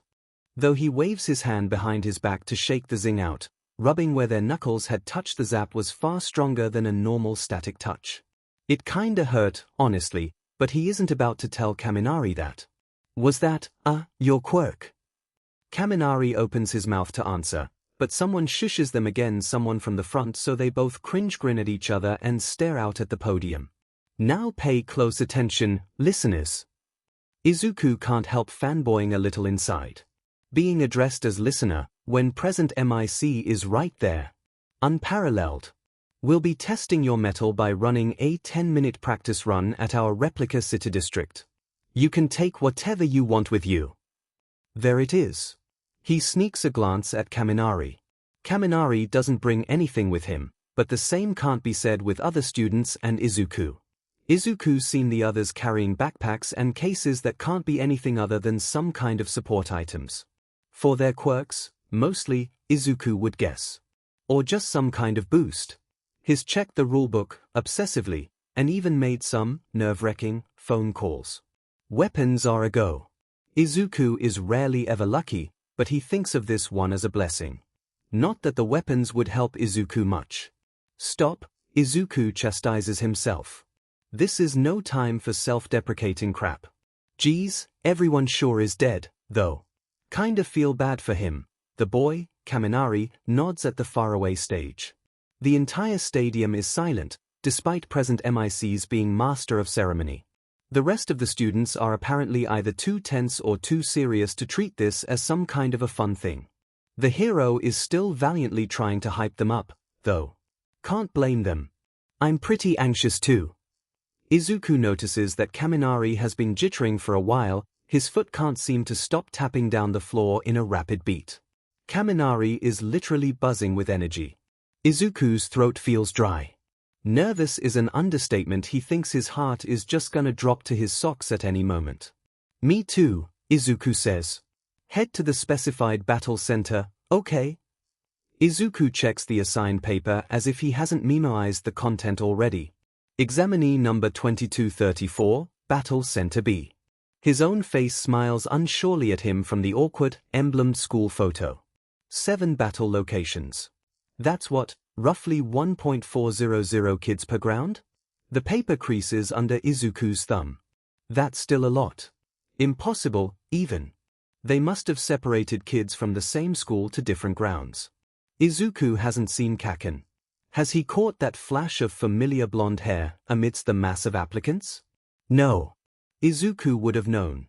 Kacchan has always been the first person Izuku sets his eyes on in any and every room. Whenever, wherever. By some lucky stars, they haven't bumped into each other, and maybe they won't, here. The thought grows deep in his chest as a cold, uneasy relief. After it, and just as cold, shame. Shame, because Izuku knows he can't handle seeing Kacchan can't handle taking another one of his jabs, figurative and literally. Since that day they haven't really talked to each other, but Kacchan's message was clear. He sure as hell wouldn't be happy seeing Izuku here. No time to think about it. He's got more important things to think about, like 3 different types of faux villains are stationed in each battle center. Like that. Your goal, listeners, is to use your quirks to earn points by immobilizing the faux villains. See? Much more important things. Use your quirks. What does that mean? What does that entail? Izuku feels cold sweat pricks the back of his neck. Who's he fooling? He knows exactly what that means. Just as he thought, then. The practical exam will favor entirely on the heavy hitters. Quirk heavy. Of course. A student from the front is asking questions to present MIC. Despite the air conditioning, Izuku is sweating like crazy. He tries to calm his beating heart down to listen. Something about the fourth villain, right? Izuku's almost missed it. Panicking always makes him miss things. Not good. We examinees are here in this place because we wish to be molded into exemplary heroes. Demon, beside him, Kaminari whispers, that dude is intense. And you two over there. Despite not using any MIC, the student, a tall guy in impeccable private school uniform, manages to somehow speak loud enough. Head turns all around, and with a sense of mortification, he realizes that the tall student is referring to Izuku. Izuku and Kaminari, precisely. Or, man, Kaminari mumbles beside him. You two have been talking this whole time. It's distracting. If you're here to have fun, then just leave immediately. Or, man, Kaminari says for the second time. Izuku just wishes he were born as a tree. Okay. Examinee number 7111, thanks for the great message, though. Anywho, the fourth type of villain is worth 0 points. Honestly, not much explanation. 4 villains from the looks of it, Izuku would guess some kind of machinery. Battle bots. Mobile or immobile. Armed, or. From the sheer size of the faux city, that can't be right. But this is UA, after all. Izuku is starting to think, uneasily, that everything is possible here. It's impossible to defeat, but there is no reason to defeat it either. A pause, as present MIC smiles to the mass. The stage lights above showers him with a surreal luminosity. I recommend that you listeners try to avoid it, yeah. The whole thing is like a game, Izuku thinks. Points, obstacles. Like a video game. The thing is, Izuku has never been a winner. The hero Napoleon Bonaparte once said, a true hero is someone who overcomes life's misfortunes. Izuku would do anything, though, right? Whatever it takes. An arm, a leg. You won't fail, his mom had said. And what had Izuku said, that day, to Toshinori-san? I'm going to UA. I'm going to be a hero. Right? Whatever it takes. Plus ultra. Once again, Izuku thinks, this can't be right. This can't be right. Izuku mutters. What can't? Here? Oh, Izuku starts. Oh, Kaminari-kun, you're in block B2, right? He hadn't asked. Izuku was all too wrapped up in his head and had split immediately. Was that rude? He kinda regrets it now. Yeah, he looks nervous, foot tapping on the ground, hands balled at his sides. Not like Izuku is in a better shape. But DMN, dude. This place is huge. Right? They have more than one of these in the school grounds? How did they even get these authorized? How does the school tax even work? He knows UA is the epitome of elite, but this is downright ridiculous. It can't be right. 10-minute mock urban battle. 10-minute. He looks around. He was right, a large portion of the kids utilize some kind of support item or suit. They look strong, Izuku notes with nauseating anxiety. They look strong and competent, like they belong here. They look like heroes. Izuku cringes. What is Izuku doing here? 10-minute. It'll be a free-for-all. He has to beat all of these other kids, somehow. More than 10,000 people apply to UA each year, right? He just has to be the 1 in 300.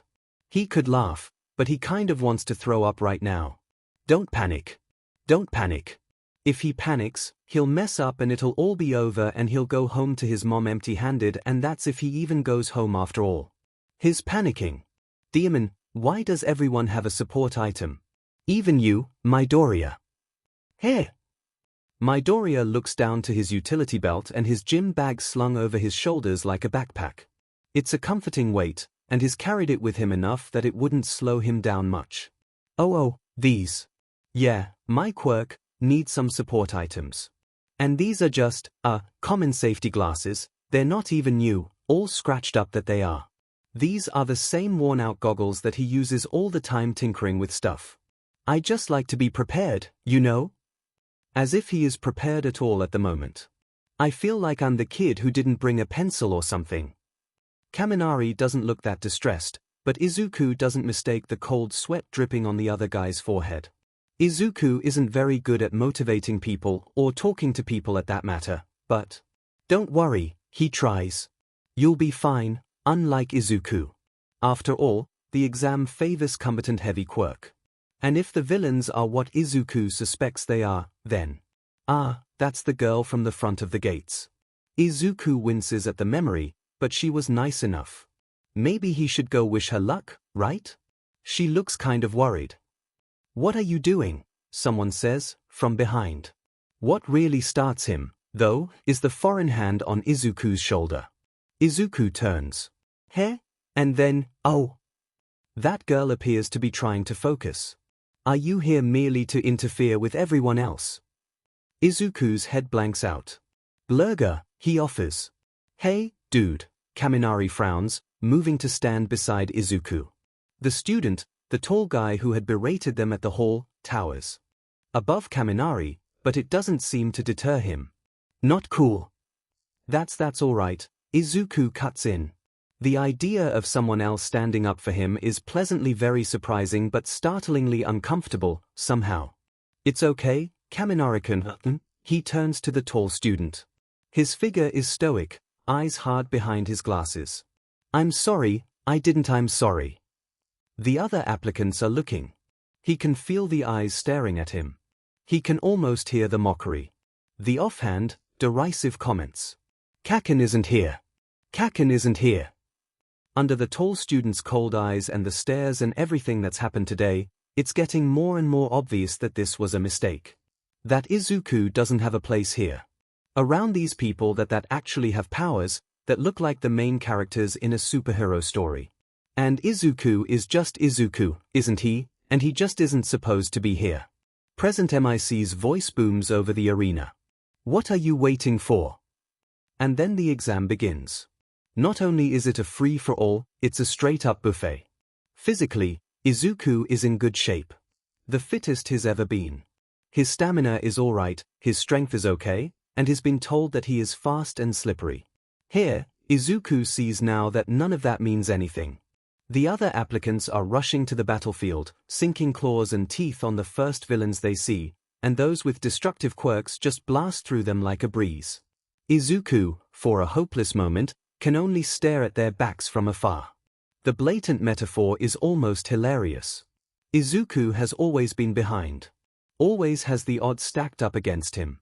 The tall student from before has some sort of a speed quirk, fuming engine embedded in the calves of his leg. His speed is incredible as he tramples one bot to the other. There is an applicant with laser beam quirk, another with strength enhancer quirk, and his eyes catch the nice girl that helped him from before, the one with the object manipulation quirk. She touches the bots and they float as if weightless, feet above the ground even though they are at least 5 times her size. Release, she commands, and the bots crash down with great force. Izuku's head spin. None of this feels real, yet this is the realest thing he's ever encountered, a straight-up slap to his face. What made him think that he could ever stood a chance? The difference is stark. Astronomical. There are other applicants like him too, who can only stand by the sidelines and watch as the villain bots are smashed to bits one by one. 9 months of training, and for what, he wonders, in half ore and acid, hammering self-deprecation. 9 months of blood and sweat and tears and his mother's smiles, and for what? It doesn't matter how many times he does push-ups, doesn't matter how fast he can run or how hard he can punch, because someone will always be better than him, someone will always be stronger and worthy, and he's just him. He's just Deku. He's just. If you want to be a hero that badly, there is a quick way to do it. Stop. Stop. Stop. He wants to throw up. He forces the bile down. Stop. He has to stop panicking. When he panics, he screws everything up. Everything, and he can't afford to do that, He can't, so stop. He's got to stop. Don't think about it. What, is he just going to stand there and watch and feel bad about himself? Spiral into another self-pity fest? Thinking about how unfair things are? You are not going to fail. Things are not fair. He should have gotten over it already. Okay. Izuku looks at his wristwatch. He's wasted a minute. All right. 9 minutes left. He has to be that 1 in 300. No matter what, right? Right. Think. He has to think. 3 villain bots minus the 1-pointer. And these are bots. 2, maybe 2.5 meters tall. Military grade? No, there is no way those are lethal. Despite its military design, it has got no artillery. Auto machine gun. The 1-pointer and 2-pointers got better mobility but less defense. The 3-pointer is clearly more long-range with caterpillar tracks and built like a tank. Seems like UA does not trade quality for quantity. The streets truly look like battlefields utter chaos. He's running out of time and out of villain bots. What are his options? Think. This is a test. He isn't provided the number or the location of the enemy. Limited amount of time, too. This test is about weeding out the students. Think. What do they want? What are his options? He's quick, but his mobility is nothing compared to Quirk combatant applicants. Pure combat ability is out of the question. His only options are to stay calm. Stay calm and understand the situation. Understand his situation. He knows what to do. Or rather, he thinks he has some kind of idea of what he has to do. He has a hypothesis that he has to test out. So he's got to find the test subject, hasn't he? Izuku opens the compartments of his utility belt and starts to do his job. And then he runs. If there is no place for Izuku here, then he just has to do what he does best. He is going to make one. The bots seem to be placed randomly throughout the nooks and crannies of the artificial city. They have to be lured out, possibly, or activated. The ones in the big streets are either already reduced to rubble or are being fought over. Izuku has to be fast. Come on. Come on. His feet skids over to another street, and an explosion nearly trips him over. The building right across of him cracks and bursts open in a shower of dust and debris. Izuku reels. Despite knowing Kacchan since he was 4, Izuku has never seen an explosion in this big of a scale, and it's overwhelmingly disorienting. The smoke billows out, no longer obscuring Izuku's view. Izuku isn't sure if this is a lucky or an unlucky occurrence. A bot. A 1-pointer, but Izuku always takes what he can. Target acquired. I'll kill you. It grounds out through its speaker. All right, a little. PG-13 there. Don't panic. Think. He can't help but feel a little impressed, and something else. All these facilities just for the entrance exam? Izuku saves this line of thought for later introspection. An army of bots, counting all the 7 battle centers, but not enough. Not for thousands of students battling for a seat in the hero course. So, UA can afford an army of BattleBot, sure, but there is no way it can afford an army of AI. What Izuku think is this: these robots can't think for themselves. They are just commands coded in, programmed and predictable movement and attacks all embedded in unpiloted metal and gears. Brute force isn't an option. But maybe, hypothetically, he doesn't need brute force here. See, it's as simple as this: take away the wiring, and this is just a heap of metal. Isn't it? Alright, Izuku says, alright. Simon, you thick thing. Grade A superhero quipping there. And then Izuku rolls away as the bot begins to attack. Its figure might be imposing, looking like a murder robot and all, but its movement is direct and simple and very predictable. Dodging it isn't easy, though, especially when you are trying to build a device off scraps you have in your fanny pack that you think will solve your issues. That's what Izuku is doing right now. He kind of relies on pure instinct and reflex as he skids to avoid its firing. Please work, he prays, as he wraps a copper coil on a spark gap, ducking behind a chunk of debris for coverage. Please work. What was it that he thought before? That it's like a game? Izuku tries not to think what would happen if he got hit. The ammo is harmless, he is sure, but if he gets thrown one of the huge chunks of debris, he's done for. Unlike a game, here, he can get killed. Target acquired. I'll kill you. Oh, shut up, last rap. And a tape because sellotape is the greatest invention of human race wrapped around his worn-out Kacchan that now looks more like some kind of wand stick with ugly wires taped to it. Please work, don't panic. Don't panic. If he panics, he messes up. If he panics, he can't think, and he maybe doesn't need brute force, but Izuku has to think. Please work, please work, please work. Oh god Godangital, he doesn't have all the materials, so he has to improvise. But hypothetically, it should work. Hypothetically. And then Izuku runs towards the bot. That's the thing with bots. It only does things that it's programmed to, it only responds to a series of commands that it recognizes. Facing an unprecedented scenario such as an incredibly stupid 15-year-old waving a wooden stick at it headfirst always results in a split, confused second before the failsafe command kicks in. In that split second, Izuku runs. He gets as close as possible to the bot and fires up the wiring on his previously broken wand stick with his pocket taser.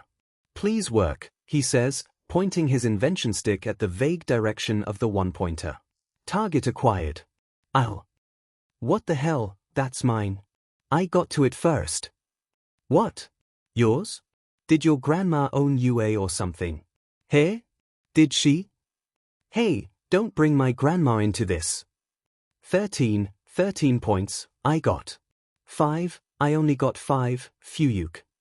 Dude, find your own bot, damn it, this one is mine. Eat my entire butt. I said don't bring my grandma into this, you son of a. Denki knows that just like him, these people just graduated middle school. But like this, on a literal battlefield and in a literal, though fake, burning city, the worst of humanity truly is a sight to behold. This is like Battle Royale meets Transformers or something. Amidst the chaos, though, he sees a small figure running towards them from far. Is that Midoriya? It is. He looks a bit messed up, his hair somehow messier than before, and his eyes a bit wild staring out of those safety glasses. Denki figures they all look a bit crazy at the moment, though, so that's fair. Midoriya still has his bag strapped to his back, but is holding something in his hand, a wooden sword of sort, a Kacchan, or a stick. With something taped on it. Or maybe Denki is imagining things, because his brain is near malfunctioning right now. But he is pretty sure Midoriya is running to him. Hey, Midoriya, Denki says, though his tongue feels a little heavy. What's up? Oh, look, there are still some villains left. From the end of the street, some applicants stumble from a building fighting off the bots. Midoriya is panting a little from his running, and his eyes look even wilder than it did from afar. And then he says, your quirk is emitter and you can generate electricity, yes or no? A pause. And then, slowly, Denki says, what?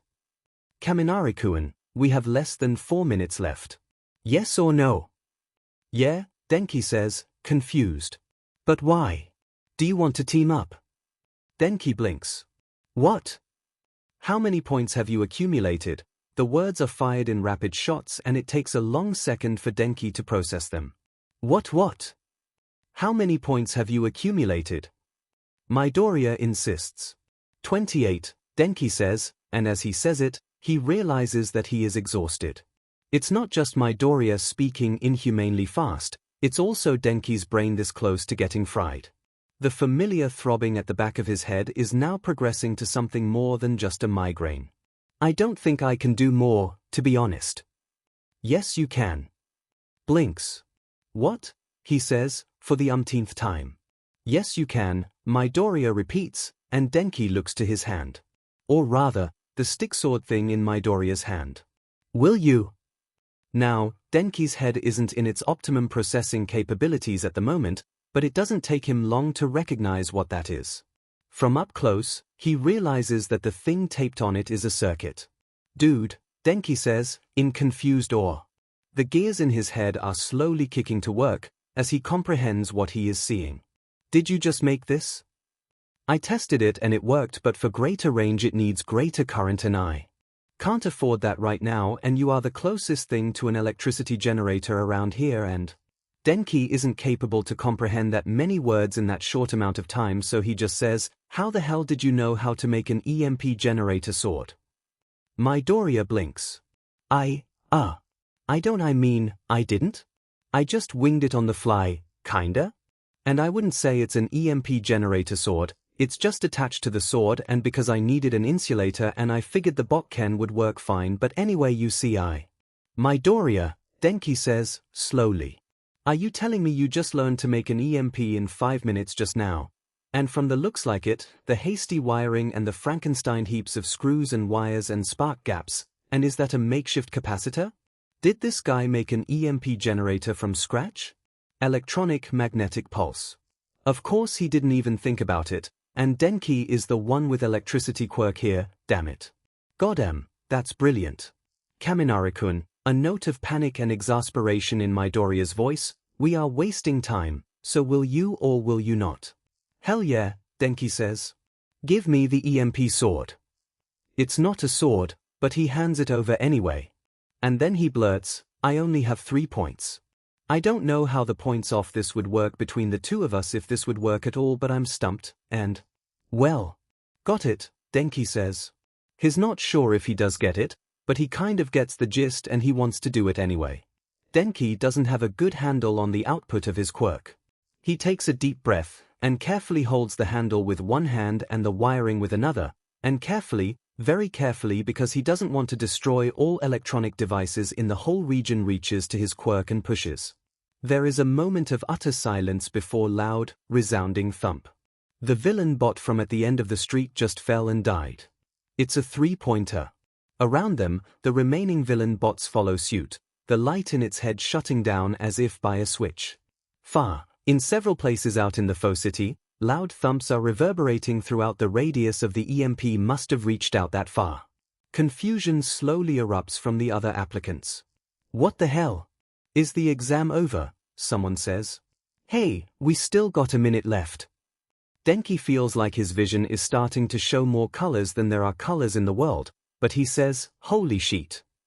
It works, Midoriya says, like he doesn't believe it, reeling. Denki's head is this close to be jellified, but he manages enough brain cells to put a thumb up. His other hand shoves the botken back to Midoriya's chest. Midoriya takes it, still in disbelief, seemingly. Yeah it does, Denki says. Dude, that was sick, we are the best team up after Pash and Ikachu. Midoriya stares. You mean Ash and Pikachu? Denki blinks. What? Midoriya blinks back. What? 1 minute left. Present MIC says, and then they hear a loud, terrible sound as the ground beneath them begins to tremble. For a moment, underneath the haze of the aftermath of his quirk, Denki doesn't really know what's going on. And then he's being pulled. The 0-pointer, Midoriya yells so his voice is above the sudden noise, his hands pulling Denki's. Kaminari-kun, we gotta run. The 0-pointer is gigantic. Izuku just realizes that he has never really known the true meaning of the word before. It must be 12 stories, 15 stories high. It towers above them, blocking out the sun, and what the hell? Izuku almost can't believe what he sees the size of that thing, God. The damage that it causes, that it will cause and it's coming right at them. Present MIC had recommended them to stay away from it. The 0-pointer. We gotta run, Kaminari-kun. Kaminari looks like he's gonna pass out. Quirk overuse, Izuku realizes, with a flare of panic. Around them, the other applicants are just as stunned, staring at the giant actual villain bot looming above them all like some sort of monster. That can't be right, right? There is no way UA would.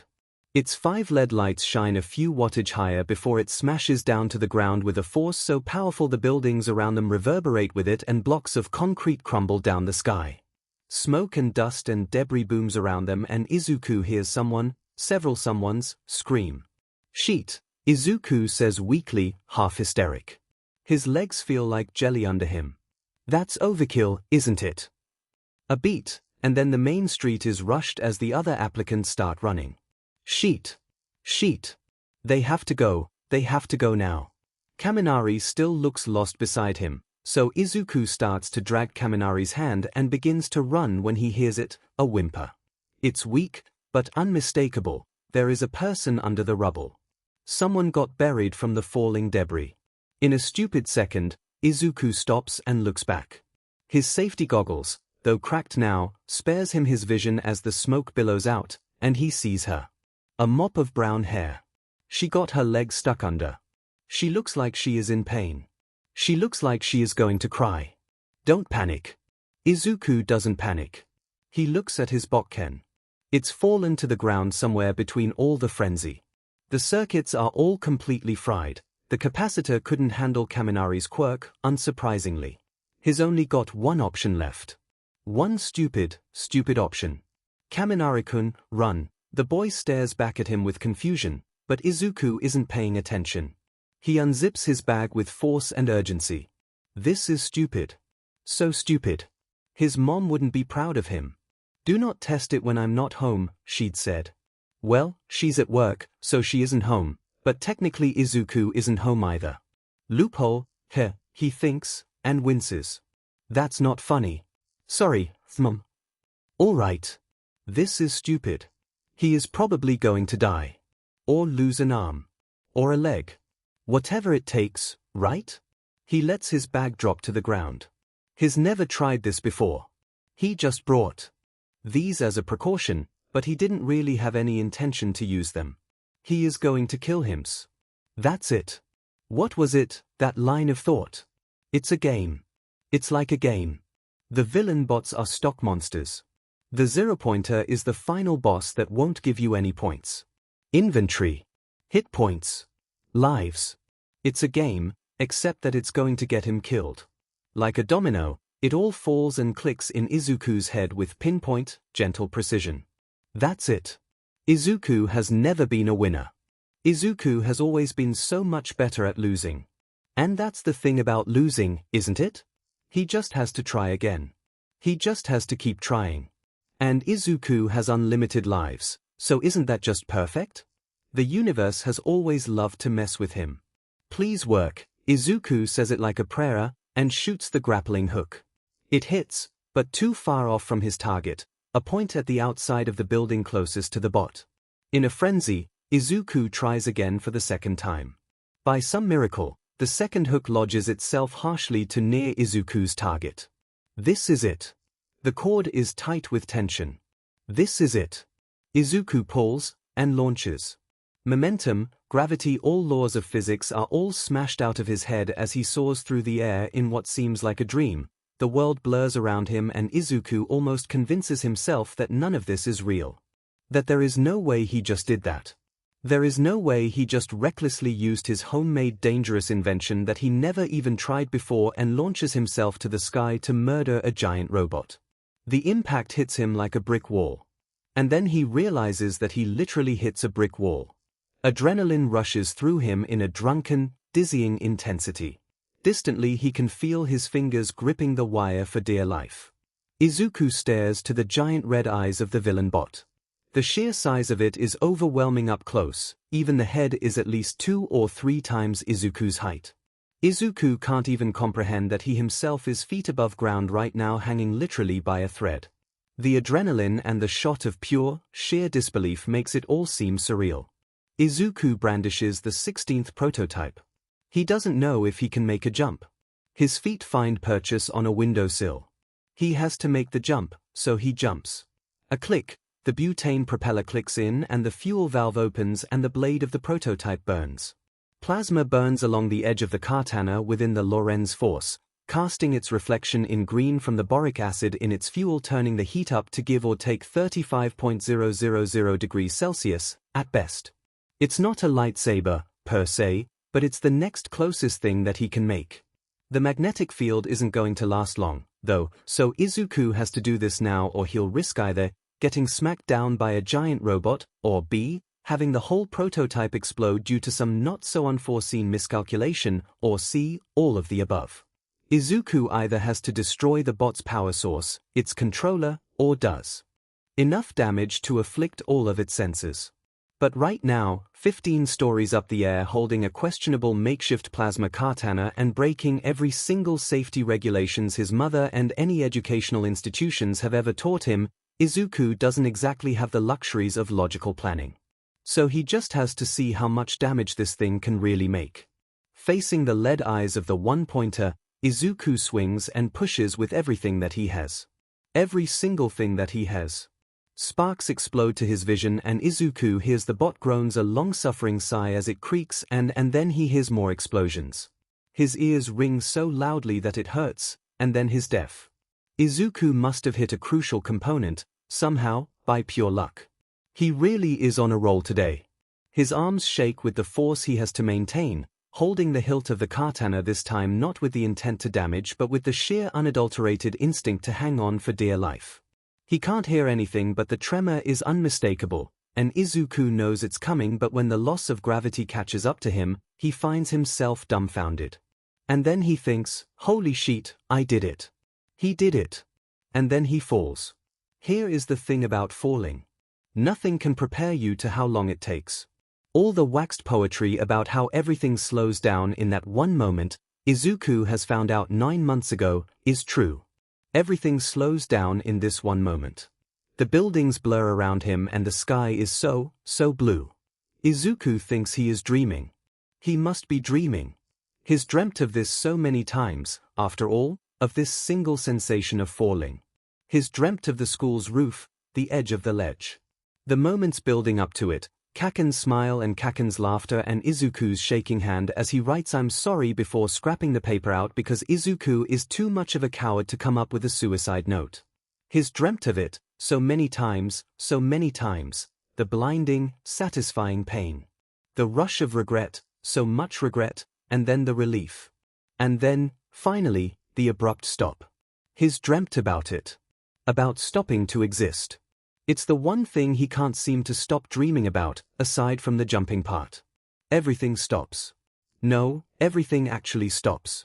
Izuku has stopped falling. He is suspended mid-air. Someone is touching his hand.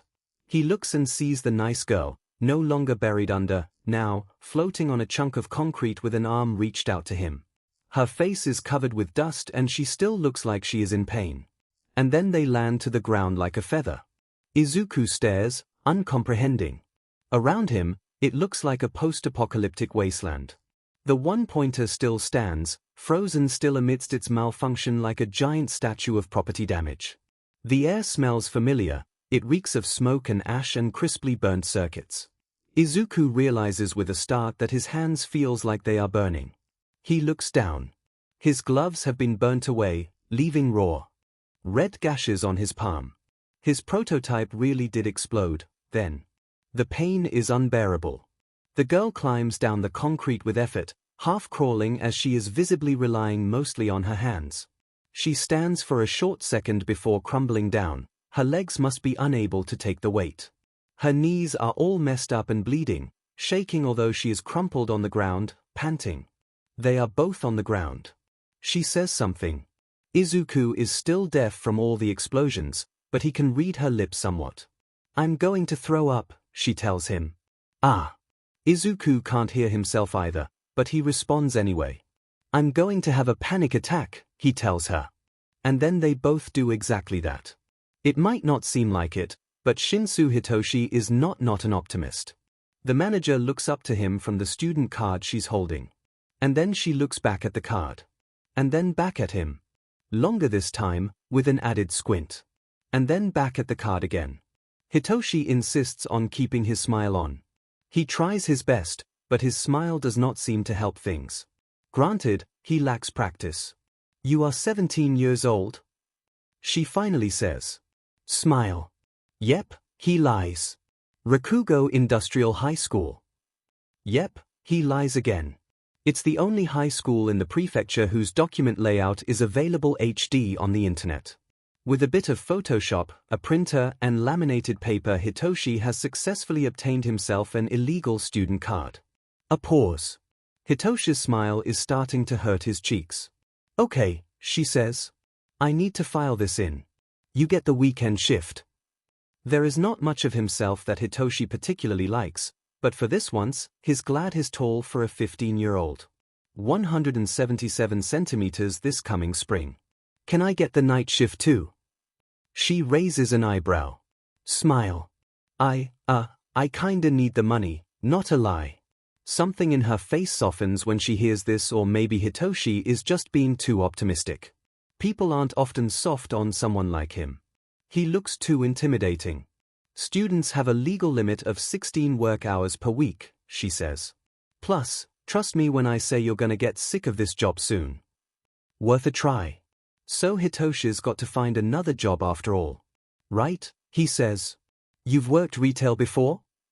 No, he's done Fan B, though, which was one of the worst experiences in his life. All right. First rule, if a villain tries to rob the cashier, you do as they say. Hitoshi blinks. She raises an eyebrow. Hitoshi realizes she demands a response. Right? Hitoshi acquiesces. Second rule, she points her finger to the direction of the clear glass windows, to outside the street. It's an okay neighborhood. Nothing fancy, but definitely safe. Hitoshi was lucky to get a cheap rent around here. If you see kids playing by the street, you tell them to PSS off or they get creamed by a truck. Got it? Hitoshi blinks. Right. Should be easy enough. All right, then, she says. Get to work, newbie. His manager Tagawa-san mostly leaves him to his devices, and vice versa. She is mildly annoying, but mostly tolerable. If you swipe some alcohol, I'd know. I won't. If you swipe some dirty magazines, I won't. Mostly. Customers, Hitoshi sincerely believes, is the most effed up thing ever invented. He's dealt with them from his previous, and also technically illegal, given his being a minor, stint at a McDonald's on the shittier part of town. He still has nightmares of counting spare changes and that effing oven beep. Sometimes Hitoshi looks at a 500 yen coin or smells a French fry and gets a nasty flashback. Such is his life. This is better. Working at a convenience store, that is. At least he won't be smelling the grease of chicken wings while getting yelled at by a middle-aged man wearing Crocs. Plus, no oven and fryer heat. The air conditioner is nice, too. Good for his lungs and sanity. He thinks his chance of contracting cancer is lower by 5% now. Maybe 5.5. Hi, welcome, Hitoshi smiles. His cheeks effing hurt. He hopes he still has some spare patches. Unlike most customers who treat retail workers like they don't exist, this lady catches his eyes with her own and smiles. It startles Hitoshi a bit, not in a bad way. She finds her way to the hygiene section. Hitoshi glances at his watch. It's cheap, old, and secondhand, but it still works. He thinks the crack adds character. Anyway, still 3 hours until clocking out. He massages his aching cheeks idly. You think I wouldn't notice? Hitoshi startles. He looks. Tagawa-san stares at him. He stares at her. And then they both stare at the algebra study book Hitoshi stuffs underneath the desk. To be fair, it is indeed not a very good disguise. Hitoshi hasn't made any mistakes, much, this past week, so he still gets a few strikes, right? To his surprise, Tagawa-san just scoffs. At least it's not a dirty mag, she says, and then she heads to the hygiene section. That's a surprise. He thought of her as the strict type, but she's actually pretty lenient, hair? He eyes the convex mirror at the corner of the ceiling. Tagawa-san is talking to the lady customer from before. Maybe she's a regular. She's short, shorter than Tagawa-san, and Tagawa-san is shorter than him. Or he's just tall. They're talking low and quietly, he can't really catch it. Well, none of his business. He returns to his algebra. If he doesn't memorize these formulas soon, he's F-ed by the entrance exam. Hello. Hitoshi looks up and smiles automatically. Customer service magic. Hello, he looks at the items placed and starts scanning them. Shampoo, conditioner, pads. Banana ice cream. He likes this brand. Some chocolate bars, the ones with All Might icons on the packets. Anything else? She's even shorter up close. Her hair, Hitoshi notices, shines iridescent green under the light. No, thank you. Hitoshi hates this part, but he has to say it. Do you have a membership card? No one ever effing has a membership card. No, thank you. See. Would you like to sign up for a membership card? No one ever effing signs up for a membership card. No, thank you. See. Money exchanged. She brought her own bag. Keep the change, she tells him, and smiles, and even looks at him in the eye for the second time. Hitoshi is slightly flustered. She looks like she's kind, he guesses. Thank you, have a nice day. The next customer that comes in complains that they don't have Shonen Jump for 10 minutes straight. That alone has eradicated all of Hitoshi's functioning brain cells.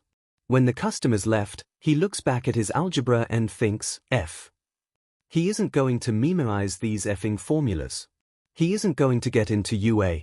He's going to work as a retail cashier for the rest of his sad miserable life. His dad was right.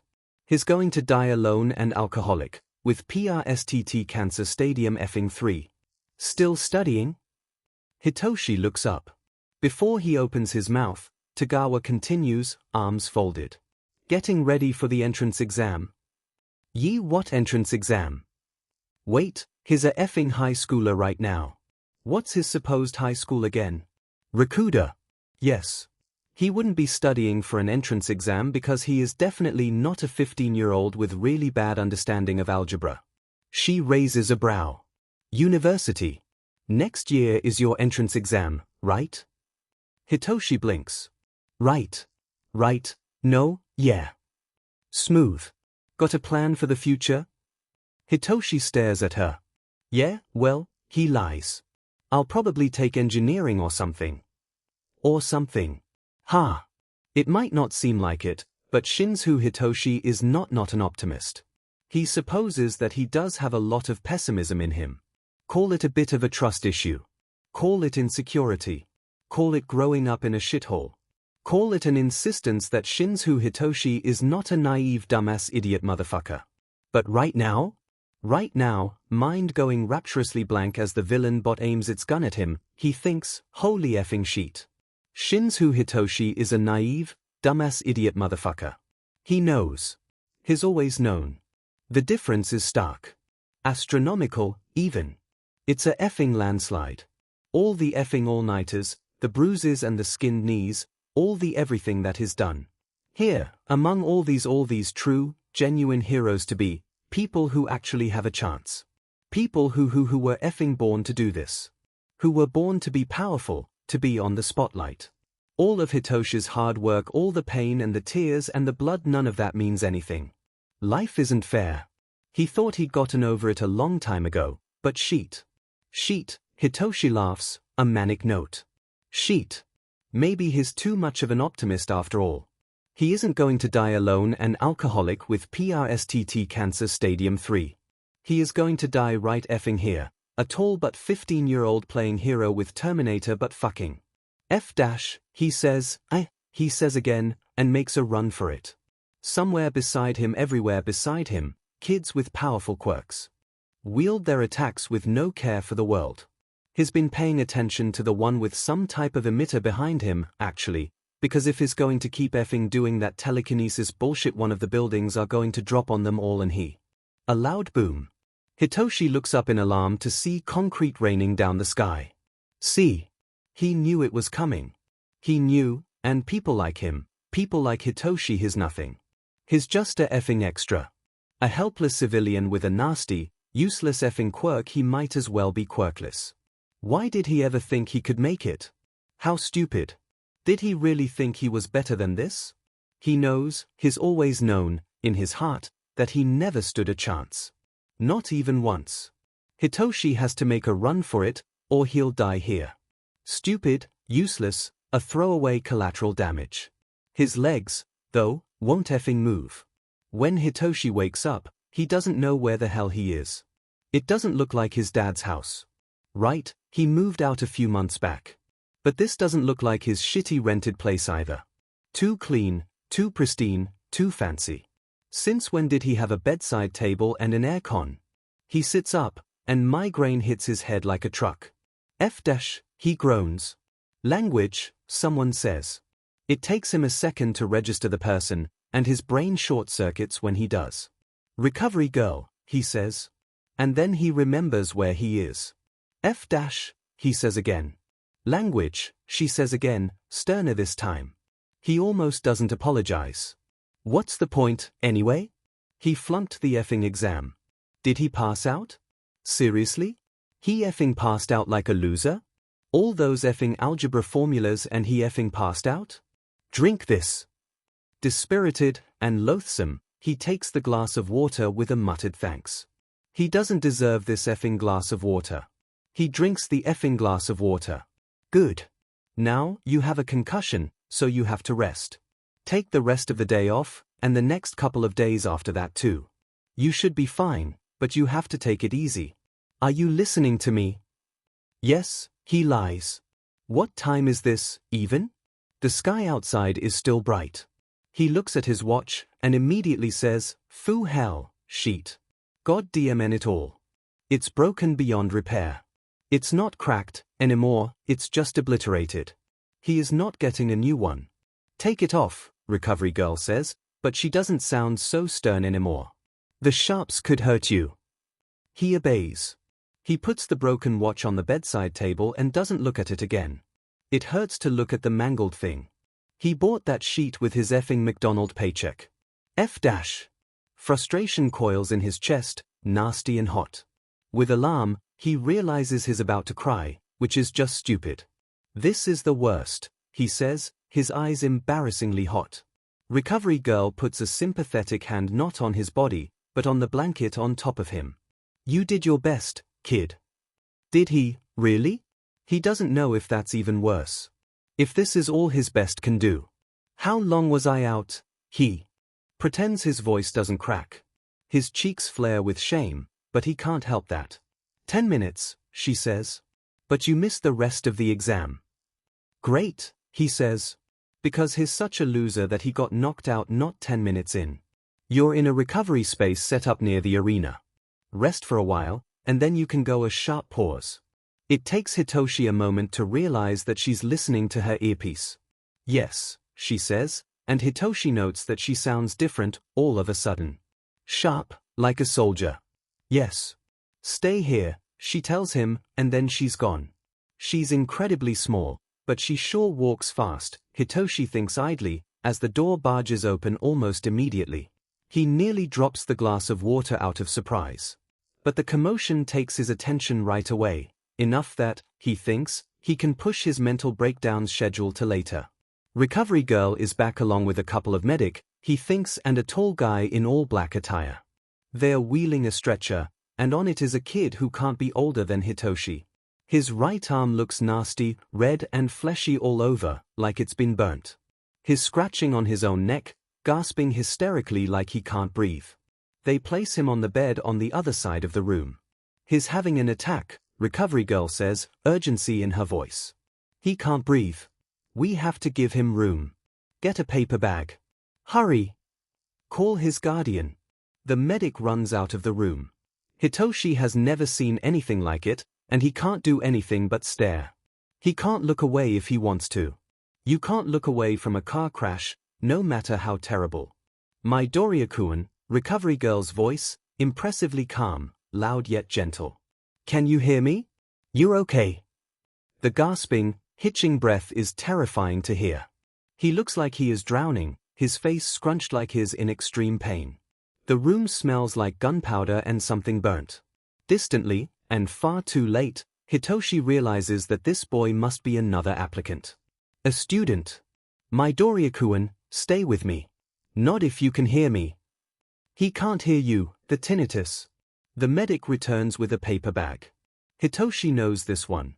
His memorized guidelines of helping victims in need from theory, breathing out in panic results in loss of carbon dioxide from the blood, and breathing with a paper bag restores the lost CO2. Watching it in action, though, is another thing entirely. That's right, breathe in, breathe out. Count with me, 1, 2. Sometime after, he manages to take his eye off the boy, with effort. You can't look away from a car crash, and by chance, he makes eye contact with the tall man in black. He can't explain it, but from that one look, Hitoshi knows immediately that this man is a pro-hero. Something about him is familiar, but that's not it, he just knows. Pro-heroes just have this something in the way they carry themselves, a self-assuredness, a solemn confidence. And this man in particular has a no-nonsense look about him. Hitoshi is the first to break eye contact. Good job. You're all right, kid. Keep breathing, come on. He doesn't know how long it lasts. 5 minutes, probably, but it feels like forever. The stuttering, suffering gasps, like every breath could be his last one. The counting. 1, 2, 3. It's uncomfortable. He feels uncomfortable. His stomach churns. He doesn't know why, oh come on, he does, but his belly revolts with nausea. Something about the scene is it's just, so real and violent, somehow more violent than the battlefield he was in not half an hour ago. You okay? Hitoshi starts, almost in annoyance. What's up with these pro-heroes popping out of nowhere? He looks at the tall man. He's got scarves around his neck, covering almost half of his face. The scarves must have been made from a specific material, from the way they deflect the light like that. Hitoshi knows this hero, he realizes. You asking me? Hitoshi says, almost rudely. But it just seems unbelievable when you see the other guy. Literally. It's not a pretty sight, the pro-hero says, flatly, matter-of-factly. He doesn't sound particularly sympathetic, nor comforting. Ideally, we prefer an empty room to handle something like this, but all the other wards are full. So there are other kids stuck on a medical bed like him too. Good to know. Well? He needs an answer? It's somehow annoying. I'm peachy, Hitoshi says. And he tries to look at the other guy. The boy is not breathing as terribly, now, but his deathly pale, eyes as wild as his hair. Under the light, the boy's hair glints iridescent green.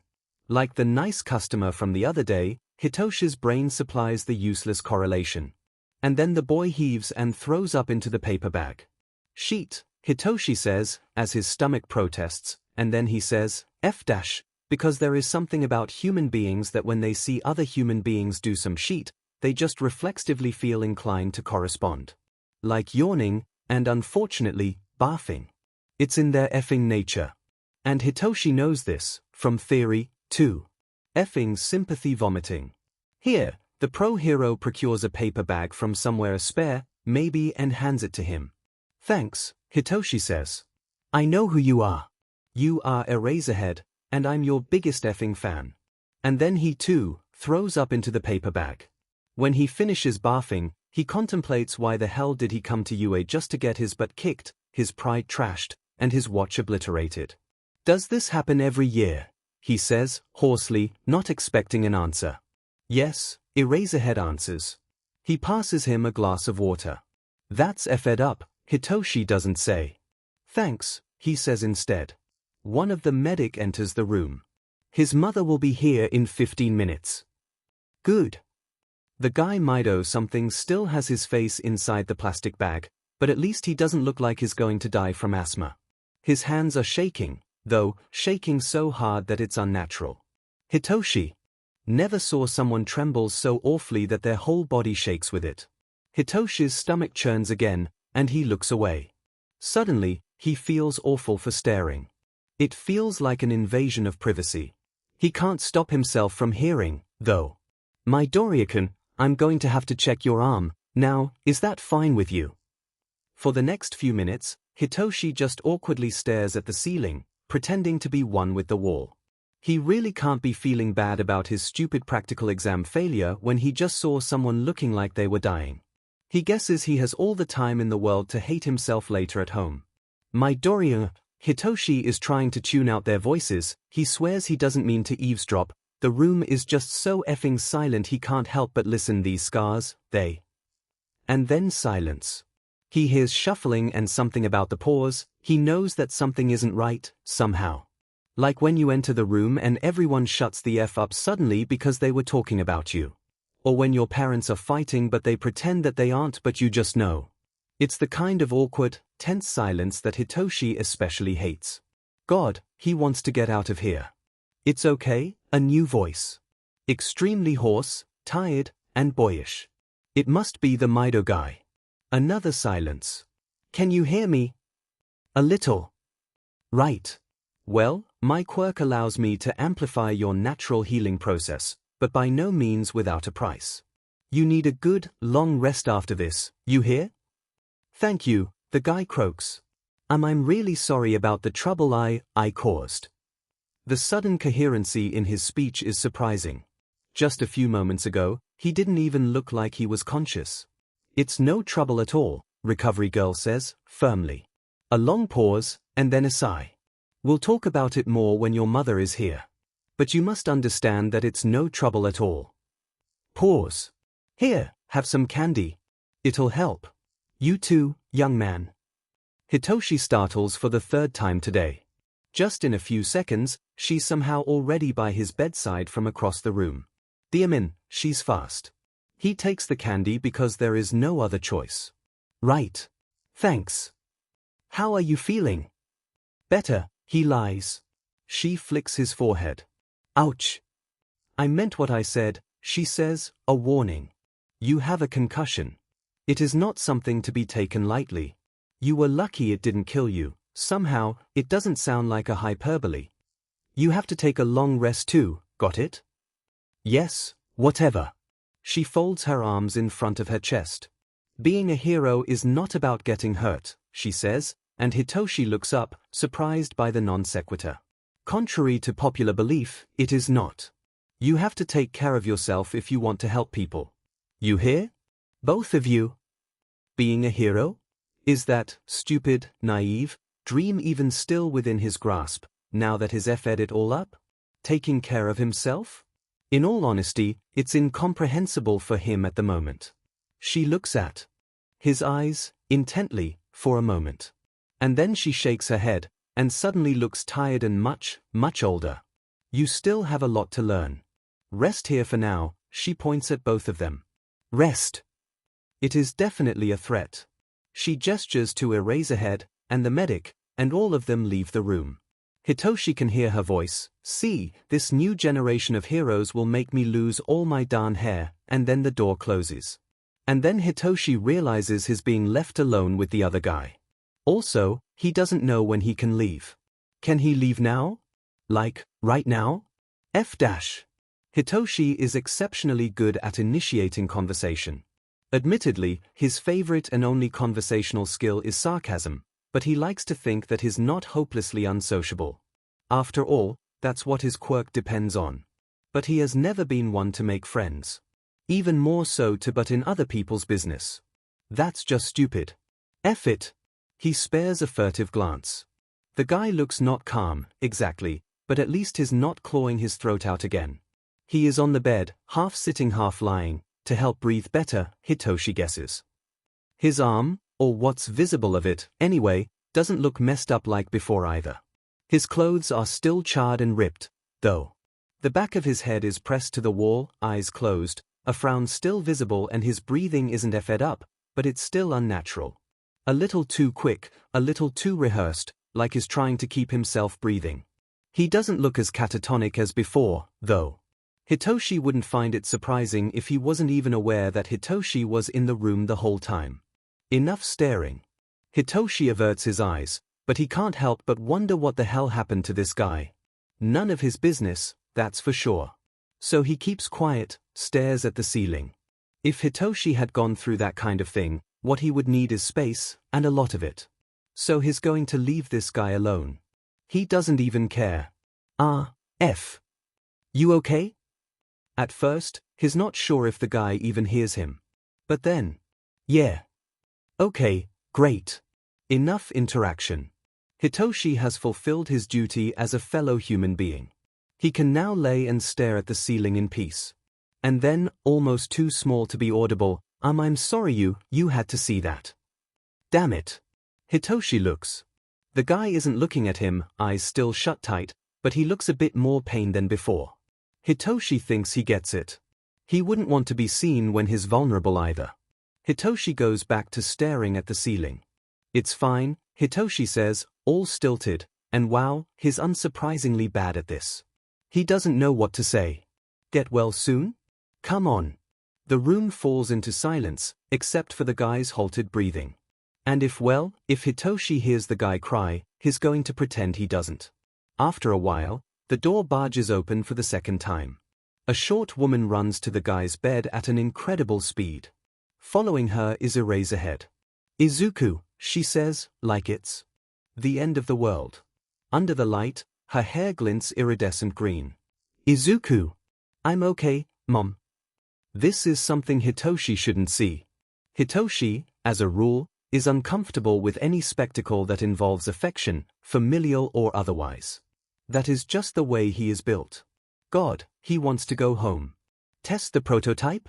What did I say about unsupervised? It worked though, for like 3 seconds. Before blowing up. "I'm serious, I'm okay," Hitoshi hears the guy say, and wow, what a bad liar. He doesn't think he has heard a worse lie in his life. "Seriously. I'm okay. For real. Just had a bit of a, shock.